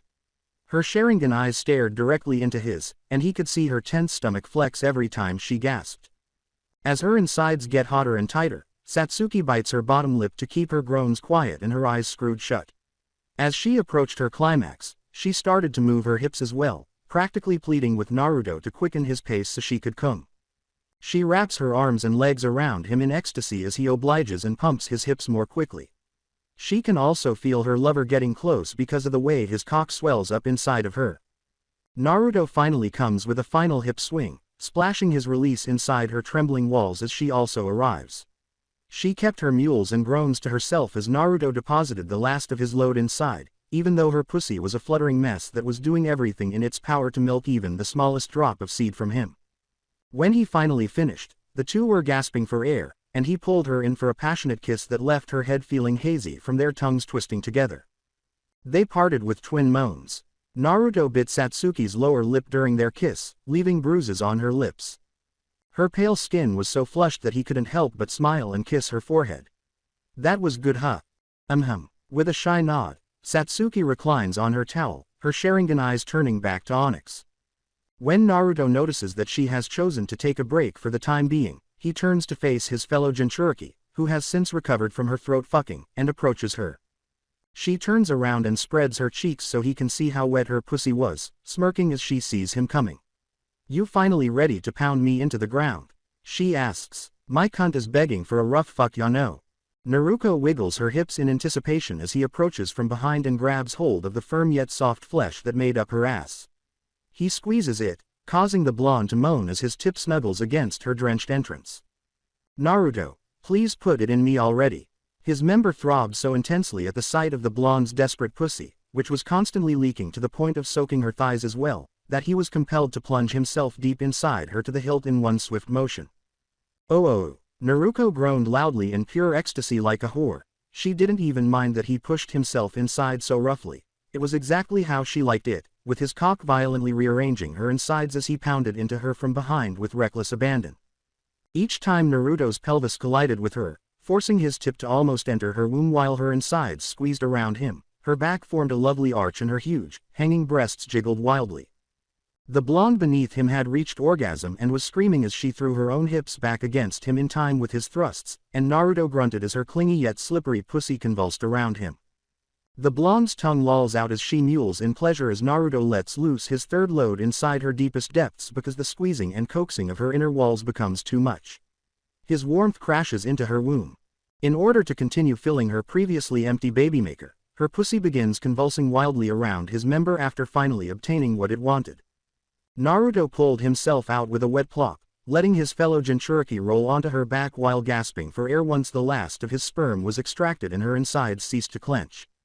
Simultaneously, a brightly glowing pink swirl appears on her skin directly over her womb, symbolizing the anti-pregnancy seal she and Satsuki were wearing to avoid any mishaps before they were ready. Since Naruto knew that Naruto found it attractive to see her with a womb tattoo, she maintained the seal's functionality even though it didn't really need to be displayed in such a way as Satsuki's. As the seal kills his sperm cells and transforms them into pure chakra, Naruto looks down at the blonde, who is still moaning. It is during this moment that he recognizes the differences between his two childhood friends. In contrast to Satsuki, who was taller and had a more slender and lithe figure, Naruto was more curvaceous, with wider hips and larger breasts, and she was also more wild in bed than her Uchiha counterpart. Ooh fuck, put it in my ass next, I want a load in all of my holes. Naruto groans once more as the sensation of her womanhood throbs and Naruto's chakra is incorporated into her system through her seal. Her bright blue eyes gaze at him before descending to his erect cock, which was still covered in her fluids, the lust in them still at its height as she lies on her side and spreads her ass once more, focusing on her back door this time. Satsuki shoves herself against him from behind, pressing her medium breasts against his back, just as Naruto is ready to accept the blonde's offer. No, he's doing me next, she says. This time, I want it from behind. Naruto's expression turned irritated as she whispered her request in his ear and moved her hands down his torso to gently bite his collar while slowly jerking his shaft. This action sent shivers down his spine. The blonde sits up and crawls over. She didn't say anything in response because she knew that Satsuki's turn was officially hers, but that didn't mean she was pleased or that the Uchiha would get her way with ease. The Uchiha let out an angry, "Hey," as she withdrew her hands and a pout appeared on her lips as she instantly covered his length and Satsuki's caressing hands with her tits. In the meantime, Naruto groans at the sensation of Naruto's warmth nearly enveloping his dick, with his tip barely protruding from the deep valley of her breasts that her tongue reached out to lick. Satsuki would have taken action if Naruto hadn't begun to get handsy with her body, grabbing her ass and squeezing it to make her cheeks flush, but the pout on her face persisted as she watched her rival rub her tits against their shared lover's cock. When his fingers became more active, she pressed herself flush against his side and groaned as they moved around her rosebud and then onto her wet folds, burying themselves knuckle-deep inside. Now that her womanhood was being fingered, her pouty lips opened just enough for her fellow Uchiha to catch her lips with his tongue. Even though Naruto groaned into their kiss when he sprayed his release onto the blonde's tits, she didn't care what her counterpart was doing anymore because pleasure was now pulsing through her body. She only cared that she was on the verge of coming from his deft fingers and that his dick would soon be pressing against her womb once more. The following morning, Naruto groans and runs his fingers through his long, black hair as he skillfully makes his way out after waking up in a jumble of tangled limbs. The three of them had gone far into the night, as was customary when he returned from a long outing, and it wasn't until noon that he finally woke up. He stretches a little before putting on some pants, then steps out onto the bedroom's connecting balcony. As the sea breeze tousles his hair, he leans over the guardrail and looks out over the water and the constantly spinning whirlpools off the coastline that gave the island its name. It's unfortunate that he will be able to enjoy this view for a while as they will soon be moving to water country, but perhaps in the future he could rebuild this place and house his clan here, both of them. He is always amazed by the beauty of this site, and a sense of home always wells up in his very DNA. A pair of arms encircle his torso from behind while he is contemplating, and then a familiar softness presses into his back. Good morning, Naruto, enjoying the view. Naruto's head protrudes from beneath his arm as she smiles, her blue eyes gleaming. I sure am, how'd you sleep? The Uchiha asks, grinning at her as well. Like a baby, she says as she moves from behind him to in front of him, hoisting herself up on the railing to sit on it and revealing an oversized orange shirt. So we're heading out today, huh? Since she had been living here for more than 4 years and this was her ancestral homeland, it would be an understatement to say that she would miss it somewhat. Her tone carried a hint of melancholy as she gazed over the whirlpools. Naruto feels something stir when he sees the blonde gazing off into the distance. He wanted to embrace the beauty before him because of the way her long hair swayed ever so slightly in the sea breeze, her blue eyes gleaming in the sunlight, and the way her tiny smile accentuated her full lips. So he did. Naruto steps forward and turns to face him, only to have his hands grab her waist and seize her lips. At first, she is surprised, but she soon melts into it, letting the Uchiha's mouth cling to hers as their bodies are pressed together and her legs encircle him. When Naruto's big bust pressed against his nude torso, he had little to no imagination because he could feel her nipples hardening through her loose orange shirt as he kissed her. When their lip lock came to an end, Naruto was gasping for air and her whiskered cheeks were flushed, which Naruto felt was a pleasant contrast to her skin's natural tan. "Oh no, are you attempting to trap me in the bed or what? I thought we were going to leave today." Naruto laughs. He truly wanted to, but time was of the essence. "Hee, I apologize, I couldn't help but smile at how stunning you looked. Anyhow, are you prepared?" The blonde smiles arrogantly and snorts to cover up her shyness, blushing a little more at the compliment. "Of course I am," she says. "You might be the only person out there who could defeat me in a fight, I wager." "Oh," Naruto huffs as he teases, "I'm pretty sure Satsuki also has one up on you in spars right now," grinning and raising an eyebrow. "She just got lucky that time, that's all. Uzumaki, it's skill, not luck. You might have some if you continued to train for another 100 years. Satsuki, wearing a dark blue sleeping kimono, leaves the room with a smile on her face as she observes the impact of her words on her counterpart. However, Naruto claps his hands to get their attention before the two can start an argument that will undoubtedly turn into a fight. Okay, you two can decide later who is better. I brought gifts, but we should go now. I decided that since we're now going out of hiding, it would be best to do that while wearing the old uniforms of our clans," the two girls say, looking at the male Uchiha as his Mangekyo comes to life and his left eye spins quickly, creating a spiraling effect in front of him that spits out 3 sets of clothes. To demonstrate that they are not truly dead, you know. Naruto and Satsuki look down at their clan-emblazoned clothing and pick up their respective outfits. The blonde notices that hers is a black kimono top with long sleeves and matching pants that have her clan's crest over the left shoulder. It also comes with a set of sleeveless armor that has the Senju clan crest emblazoned on the left side of the chestplate. Nekoba looked like she was going to have a heart attack when I asked her to put the Senju Vajra on your armor, but luckily Tamaki was there to help me convince her, Naruto said, laughing as he watched his fellow Jinchuriki examine it. The Izuno clan wasn't very large or powerful, but the Uchiha kept them as retainers even when they joined forces with the Senju to form Konoha because the clan had an affinity for training skilled ninja cats that could serve as spies or partners during missions. As a result, the old lady had a fierce sense of loyalty to the Uchiha due to their clans, close ties dating back to even the Warring States period. Naruto still frequently went to the Izuno family in secret to obtain information, and it helped that the clan leader's daughter was a little lenient toward him. But after learning that Root had massacred the Uchiha, Nekoba, a particularly devoted clan elder, fled the land of fire with her granddaughter Tamaki and took up residence in an old, deserted city where the Uchiha had once kept emergency supplies. "This is why you traveled to Soraku."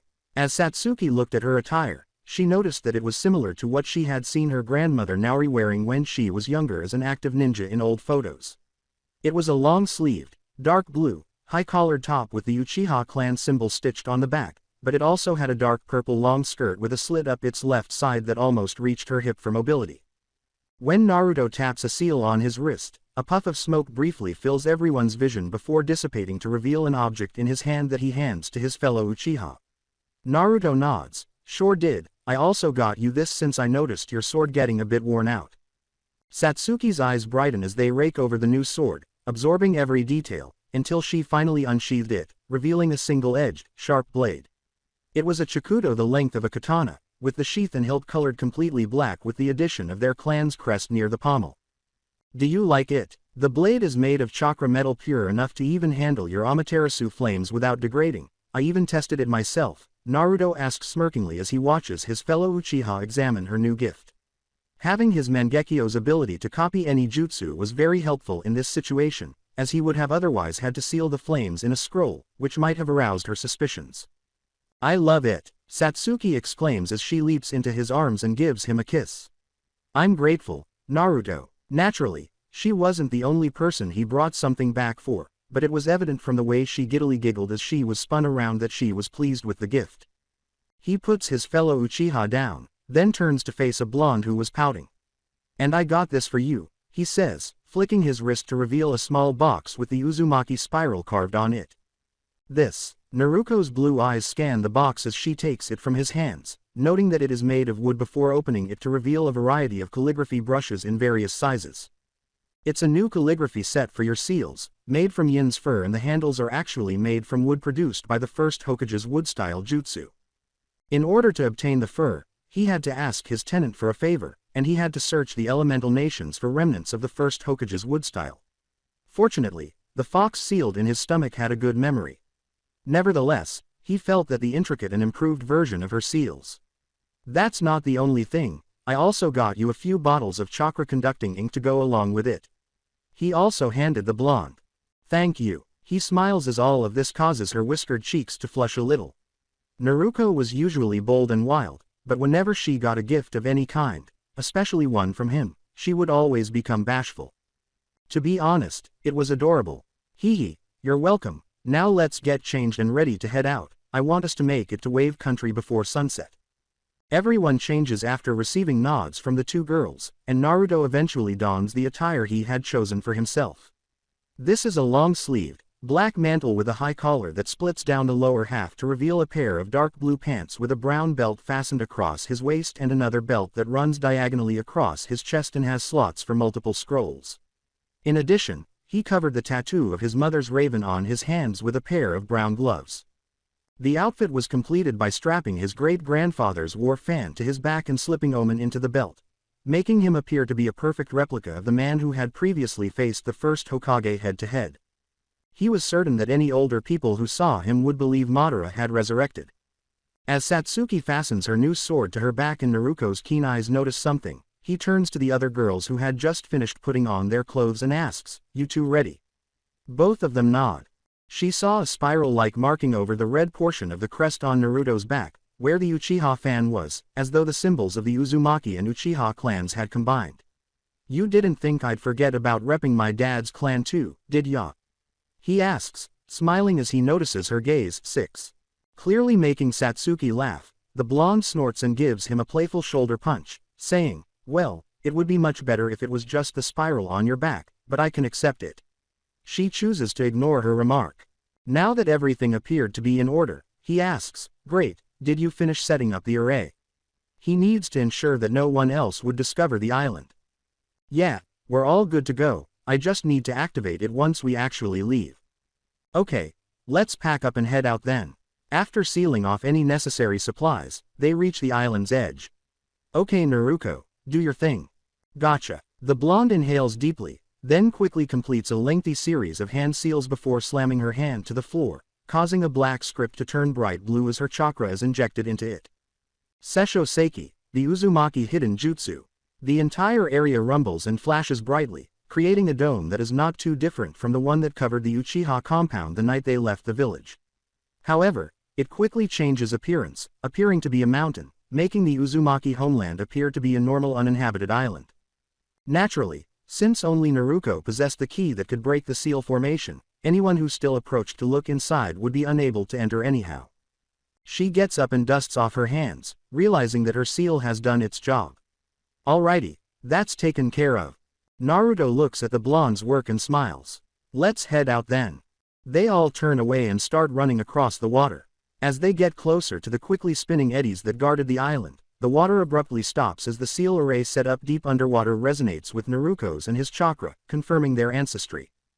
The path they took is completely covered by the whirlpools that restart as soon as they pass, and at the speed they were running, it wouldn't take them long to get there. "Well, this place looks like a dump." As she, Naruto, and Naruto strolled through the tiny port town of Wave, Satsuki made those direct remarks. The buildings all looked dilapidated, and the people here had grim faces everywhere she looked. Naruto scowls as she surveys her surroundings. Though the negative feelings were much worse, this location reminded her a little too much of the impoverished area she occasionally explored back in Konoha. "So, why are we here?" He was about to respond when the three of them paused to see three men, all of whom were grinning, encircling them.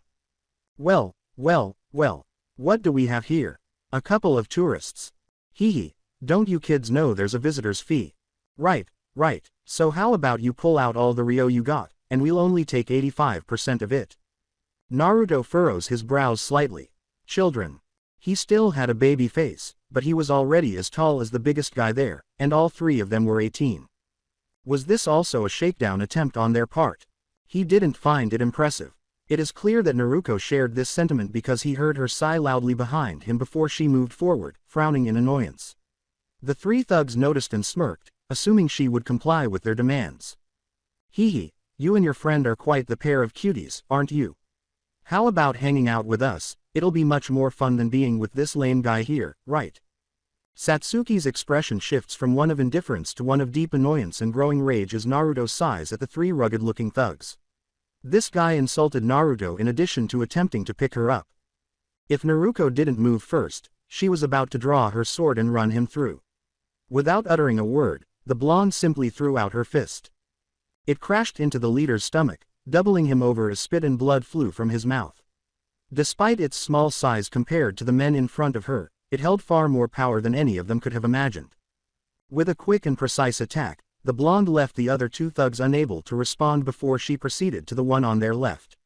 This time, she kicked him, sending him into a complete spin before he collapsed to the ground, unconscious.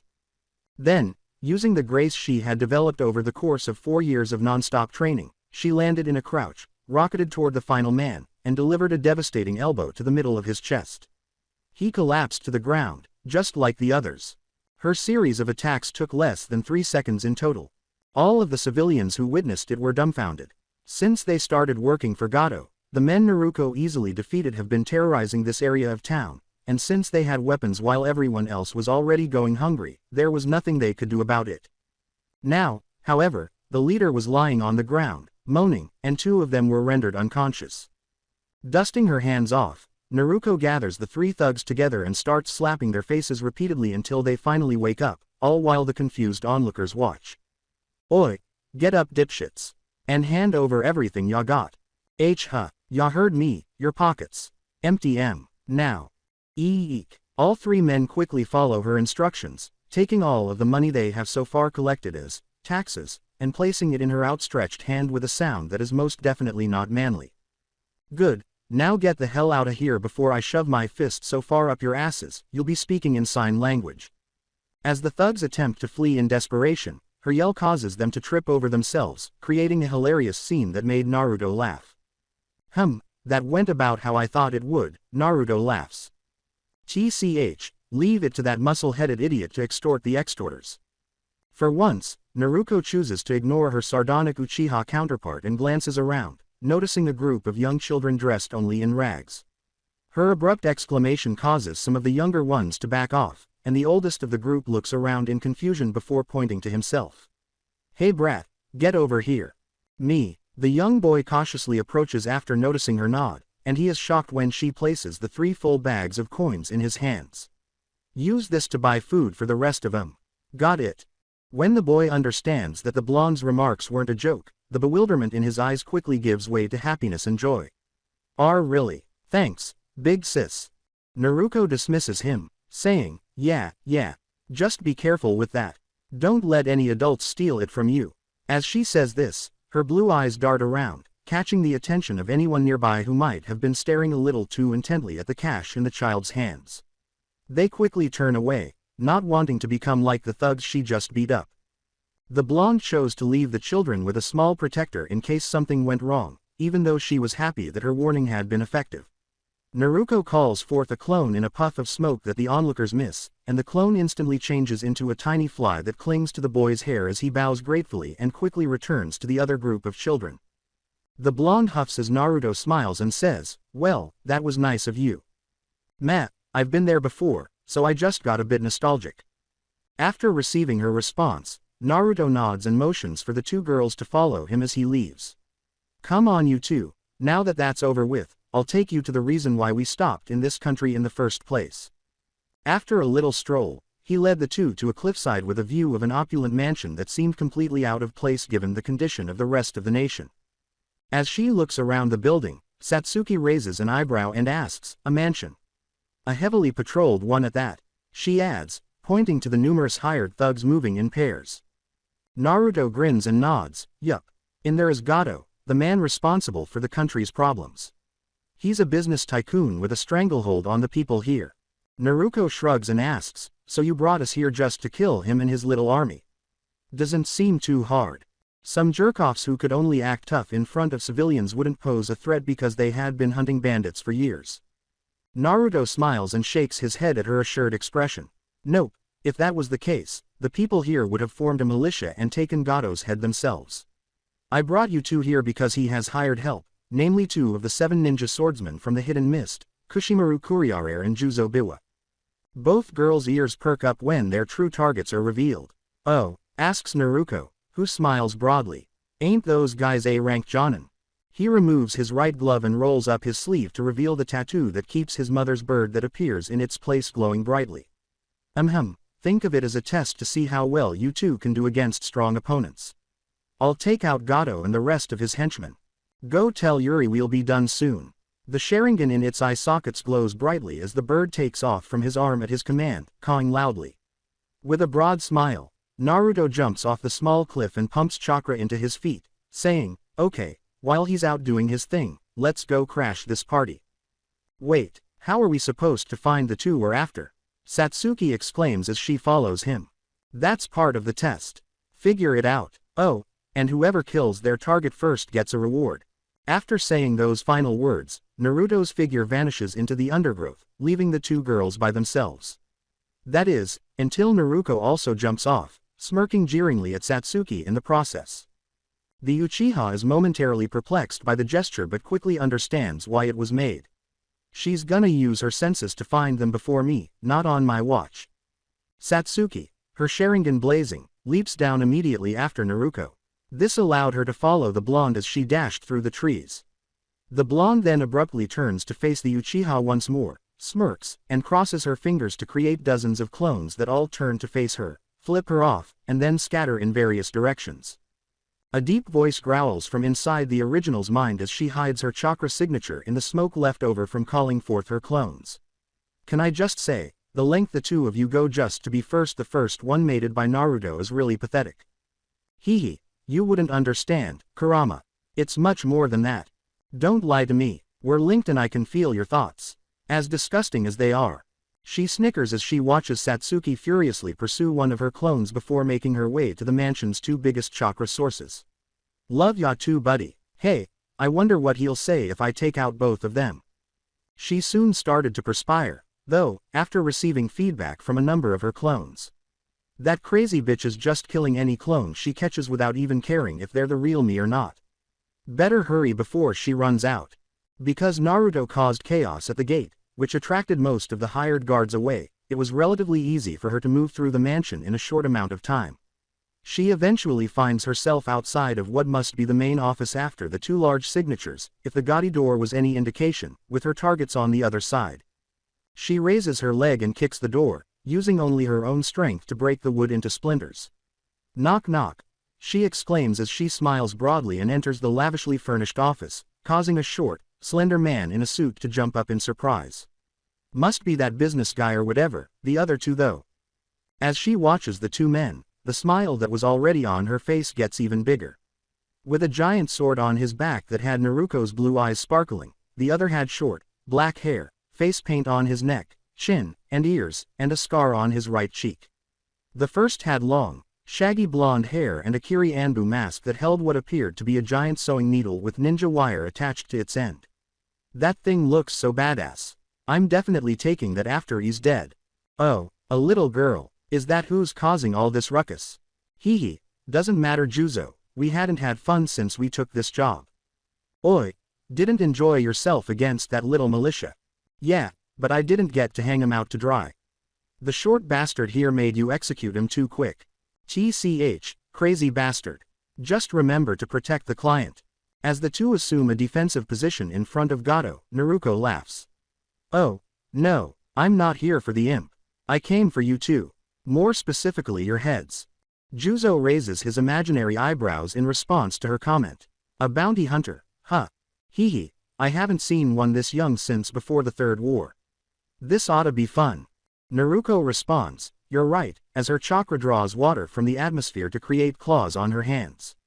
It will be fun, she says, but as she is about to charge forward, everyone's ears are filled with the sound of thunder, and her face takes on an irritated expression. She could tell by her senses who made that sound. Damn it, she popped my last clone. At that moment, a hole was blown in the side of the room, and Satsuki crashed in, her Chikuto enlightening chakra and her purple Susanoo armor already on. I call the one with the huge sword. She used the momentum behind her to swing her blade toward her intended target, almost severing Juzo's head if he hadn't been able to block the blow thanks to his fast reflexes developed over many battles. But as he is pushed back, he clenches his teeth, and her lightning effortlessly cuts through his blade. The Uchiha had already cut her way halfway through when he finally managed to stop her by passing his chakra through the sword. TCH, a second one. Following Juzo's startled cry, Satsuki grinned broadly as she stopped the electricity flowing through her blade, created a tighter seal around the grip, and abruptly set it on fire. This melted the giant iron sword and made it easy for her to release her own, allowing her to deliver a devastating kick to his chest that sent the Kiri-Jonin flying through a nearby window and out of Gato's office. Naruto frowned as she watched all of this, thinking, TCH, lucky bitch. She better not mess up that damn sword too much. However, as she is thinking this, her senses give way and she has to barely sidestep the needle-like sword that Kushimaru threw at her, avoiding it by the thinnest of margins. Her eyes narrow when she notices a string attached to the weapon glinting. Hee, nice dodge girly. The blonde swordsman flicks his wrist and uses some chakra manipulation to grab onto the string and pull hard, altering the sword's trajectory and bringing the razor-sharp string dangerously close to Naruto's side. She leaps into the air without wasting any time, avoiding that as well and unintentionally making herself vulnerable to a follow-up attack. That's what he had been aiming for all along. A pair of wind-made wings, however, abruptly appeared from her back and propelled her forward in a move that startled the swordsman. And thanks to a flying dropkick that was delivered directly to his sternum, Kushimaru found himself sailing out of the same broken window as Juzo in a move that was uncannily similar to that of his partner before him. Ga, as he is sent sailing away with Naruto pursuing him, blood spurts from beneath his mask, leaving only Gato shivering in his now ruined office. Fucking ninja, I thought the Mizukage said those two were the best he had. Did that fucking shorty lie to me? Either way I need to get the hell out of here. He rushes through his desk, packing a number of crucial documents in his suitcase that he knew would be useful wherever he fled wave. There's enough dirt here to ingratiate myself with any high roller in the elemental nations. Now to get out of here. He might be able to get a nice job working for a daimyo somewhere with this in his hands. However, Gato is abruptly knocked off his feet and falls to the ground as he takes his first hurried step out of his office. He looks up and rubs his nose, only to be met by a single red eye with a swirling pattern. Oh, there you are. Prior to, okay, that should make him fight a little harder, says Naruto, laughing as he flips and lands safely on the ground. Was that really necessary? I thought you wanted to save the mansion for the next leader of Wave to take over. He thinks inwardly to the yin version of Kurama, who merely huffs in response, meh, the extra construction will bring jobs to the needy and my two favorite girls get to go on a little rampage. It's a win-win. Besides I think it's sexy to see them let loose. Your lust for battle is only eclipsed by your great-grandfather. But your lust for women is something I have yet to see in any other human except for a few. I'll take that as a compliment. The giant fox just scoffed and curled up so he could resume his naps. He didn't even try to continue the conversation. Naruto has evolved from his shy past to the person he is today since puberty, which was followed shortly after the massacre. In all honesty, he held Naruto responsible. The Uchiha had emerged with a renewed affection for the female form after she had taken his first time and he hers. Naruto went to the front gate of the mansion, not knowing what his tenant was thinking, but a man on guard stopped him right away. Oi, stop right there. This place is off limits. Or rather, it was an attempt, as Naruto stood in front of the gate, apparently examining it, and completely ignored him. TCH, damn brat, didn't you hear me? The thug, who is already impatient, draws his sword and slashes Naruto. In actuality, he only intended to maim the Uchiha, as he had done to numerous others while working for Gato. Oi, don't you know it's dangerous to wield a sword without any formal training? Woo, as if it were the simplest thing in the world, Naruto catches the sword with just 2 fingers just before the blade could touch flesh without even turning. He then turns to face the man and smiles slightly. His eyes assumed the shape of his Mangekyo as he did this. Well, now is a good time as any to try this out. You might hurt yourself, you know. Omoikane. Style of magnet. Naruto's chakra flares and his left eye spins thanks to a new bloodline he was able to replicate from a specific missing nin in Kumo. The man's katana suddenly flew out of his hands and stabbed himself deep in his chest in what seemed like an instant. All he could do was gurgle as he collapsed to the ground, lifeless. Before placing his hand on the metal gate, the Uchiha remarks to himself, "That worked better than I thought. Though it is annoying that I have to touch the metal before I can manipulate it." To be honest, the man from whom he copied this bloodline made it seem simple, but years of experience can accomplish that. The enormous metal gate then erupts forward with a slight push against its hard surface, knocking two people who were standing behind it off their feet and making a loud enough bang to draw everyone's attention in the courtyard. An alarm was sounded, and more men, all armed with various weapons, poured out, believing it to be another attempt by the villagers to overthrow Gato. Hey, those guys just don't learn, do they? You would think wiping out the last ones that tried would deter the rest. Each man had a sneer on his lips as they laughed and mocked the last group of civilians who attempted resistance. However, this soon subsided as the dust cloud from the gate falling to the ground cleared away, leaving only Naruto standing alone and grinning. Hey, instead of giving them a chance to think, he reaches into his ninja pouch and tosses a variety of shuriken and kunai, all of which are already magnetized. This turns each weapon into a homing missile, causing chaos among the hired thugs as those who were too slow to defend themselves were either killed or seriously injured on impact. He says this with a wave and a smile that grows larger as confusion spreads. Even those who were able to deflect the projectiles were not safe, though, as their weapons flew out of their hands before they turned around and ran them through. Naruto witnesses a room burst with electrical arcs at the same moment. That must be Satsuki. Guess she finally found the real Naruto. Time to go collect the imp. Benzaiden. From Naruto's point of view, everyone is frozen in place as time stops with the sound of crackling glass. He could only use it for a maximum of half a second at a time when he first unlocked this ability with his Mangekyo. Now, he could keep it active for up to 5 seconds.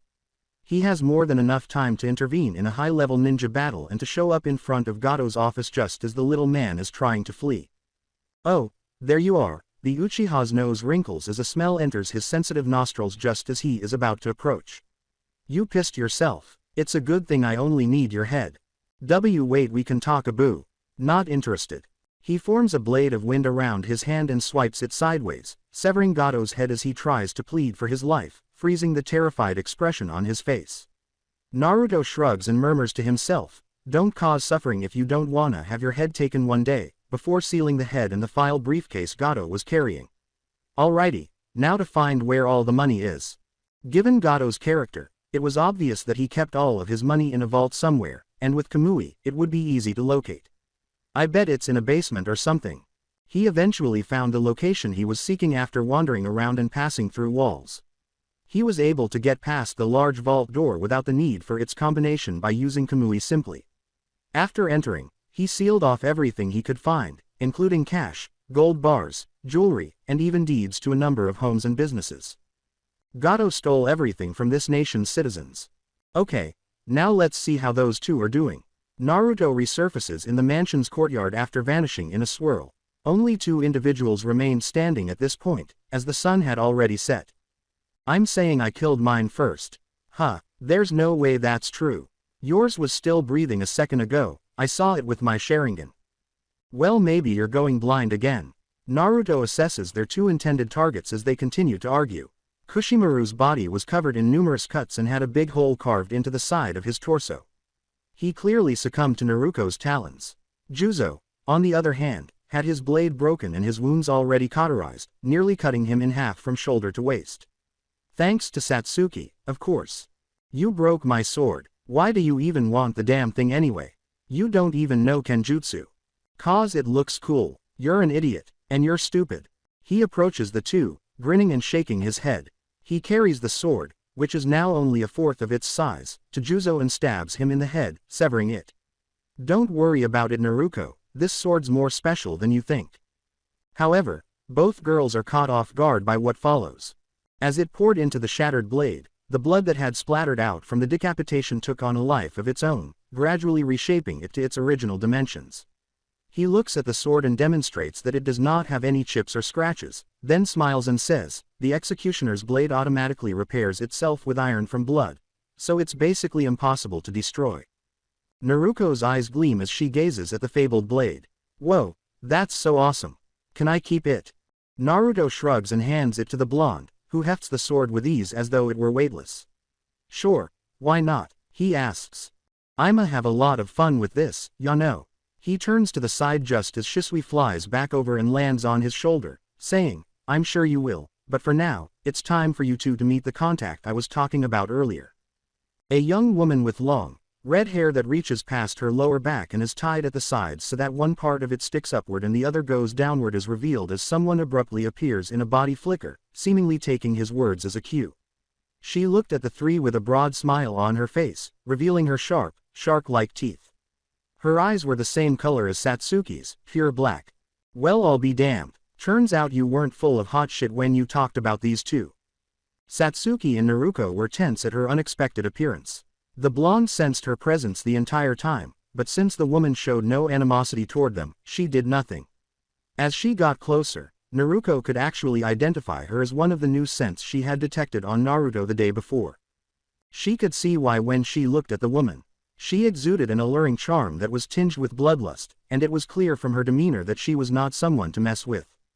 Naruto laughs and makes a mock bow before hurling a few scrolls that include all of Gato's wealth, his head, and the briefcase of files the businessman had taken from his desk.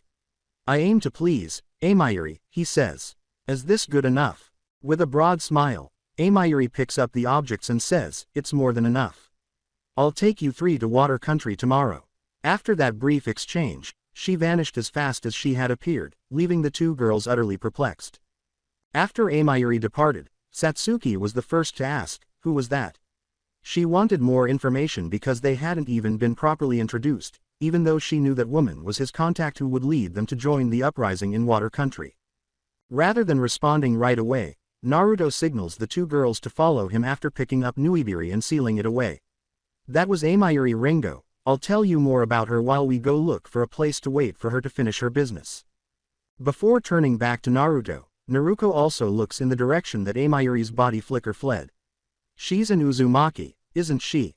I can sense it, but there's not as much in there as there is with us. After getting a close-up look at Amayuri's chakra, she sensed a slightly weaker version of the same bloodline that bound her and Naruto together. Naruto smiles and responds, 1/4 of one to be exact. Same as the leader of the rebellion. Their Gramps was an Uzumaki who moved to Kiri a while ago as a liaison. He then described how he and Amayuri first came across each other while pursuing the same bounty. Ryuga also known as the Thunder of the Hidden Mist and one of the Seven Swordsmen. Since they shared the same objective and Naruto didn't really care about the fabled twin swords, they decided to work together.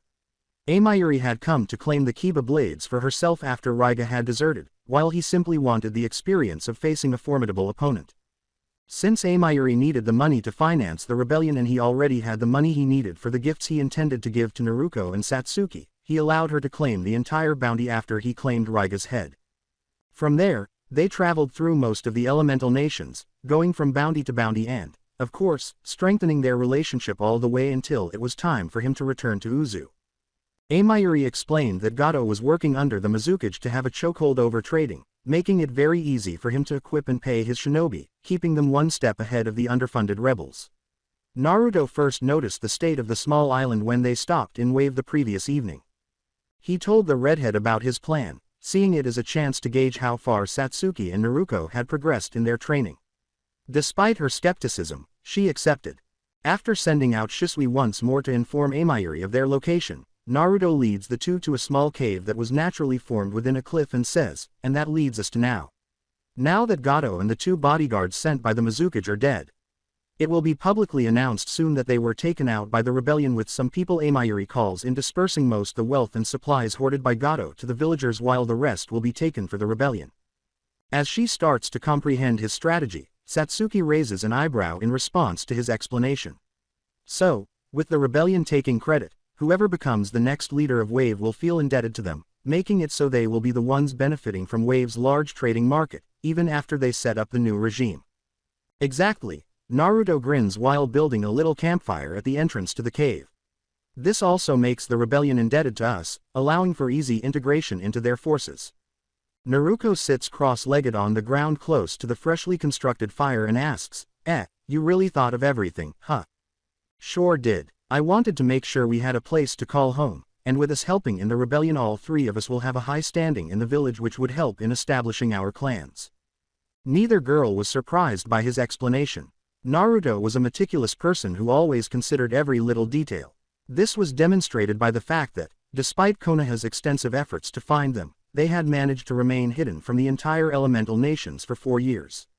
So, the leader, she's trustworthy.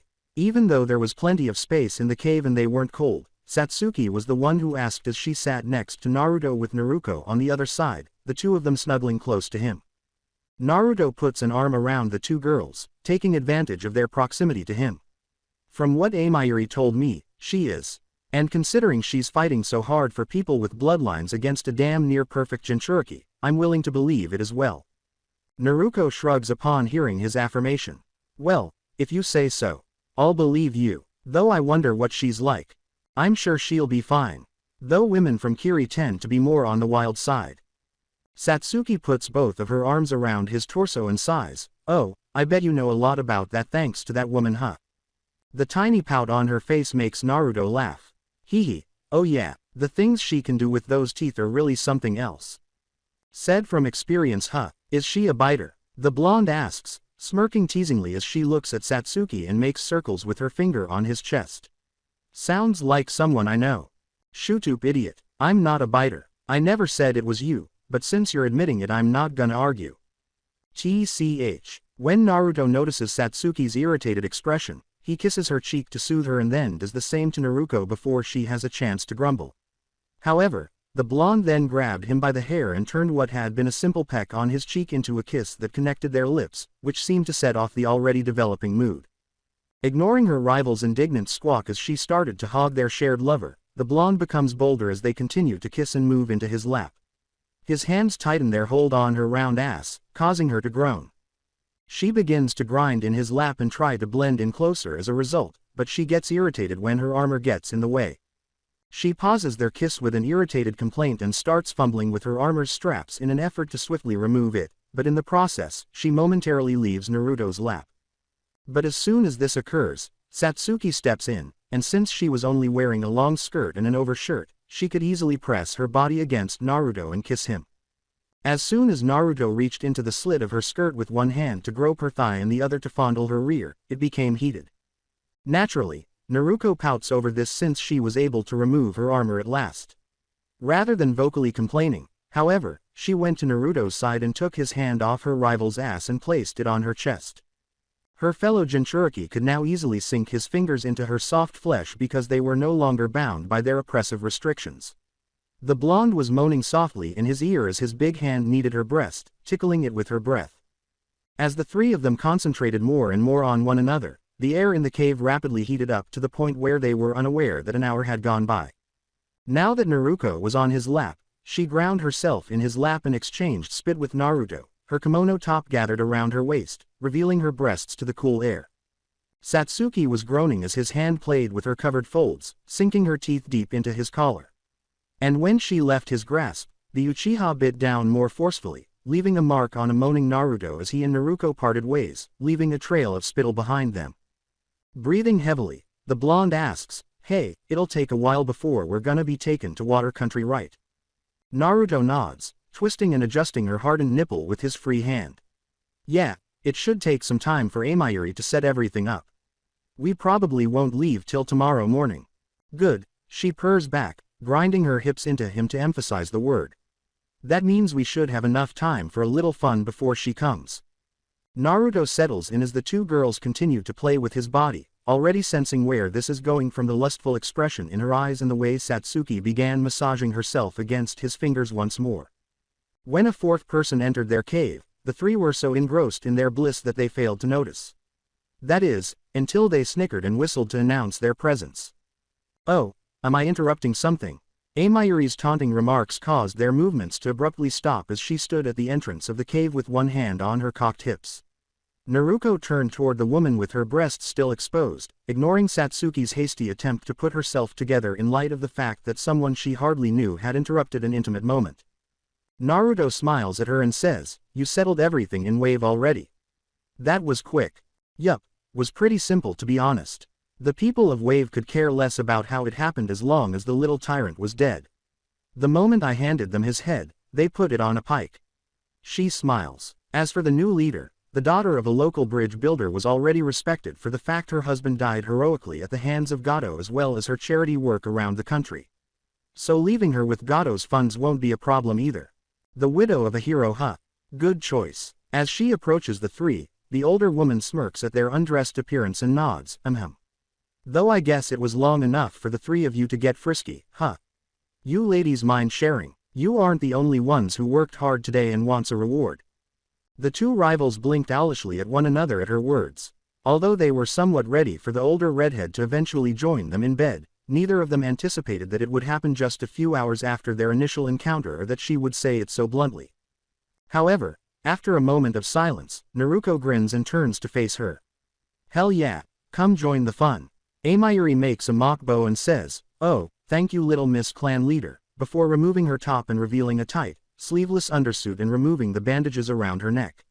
Let's make it quick though and get plenty of rest. It's gonna be a long, boring trip since we gotta go by boat to avoid the Mizukage's censor Nin.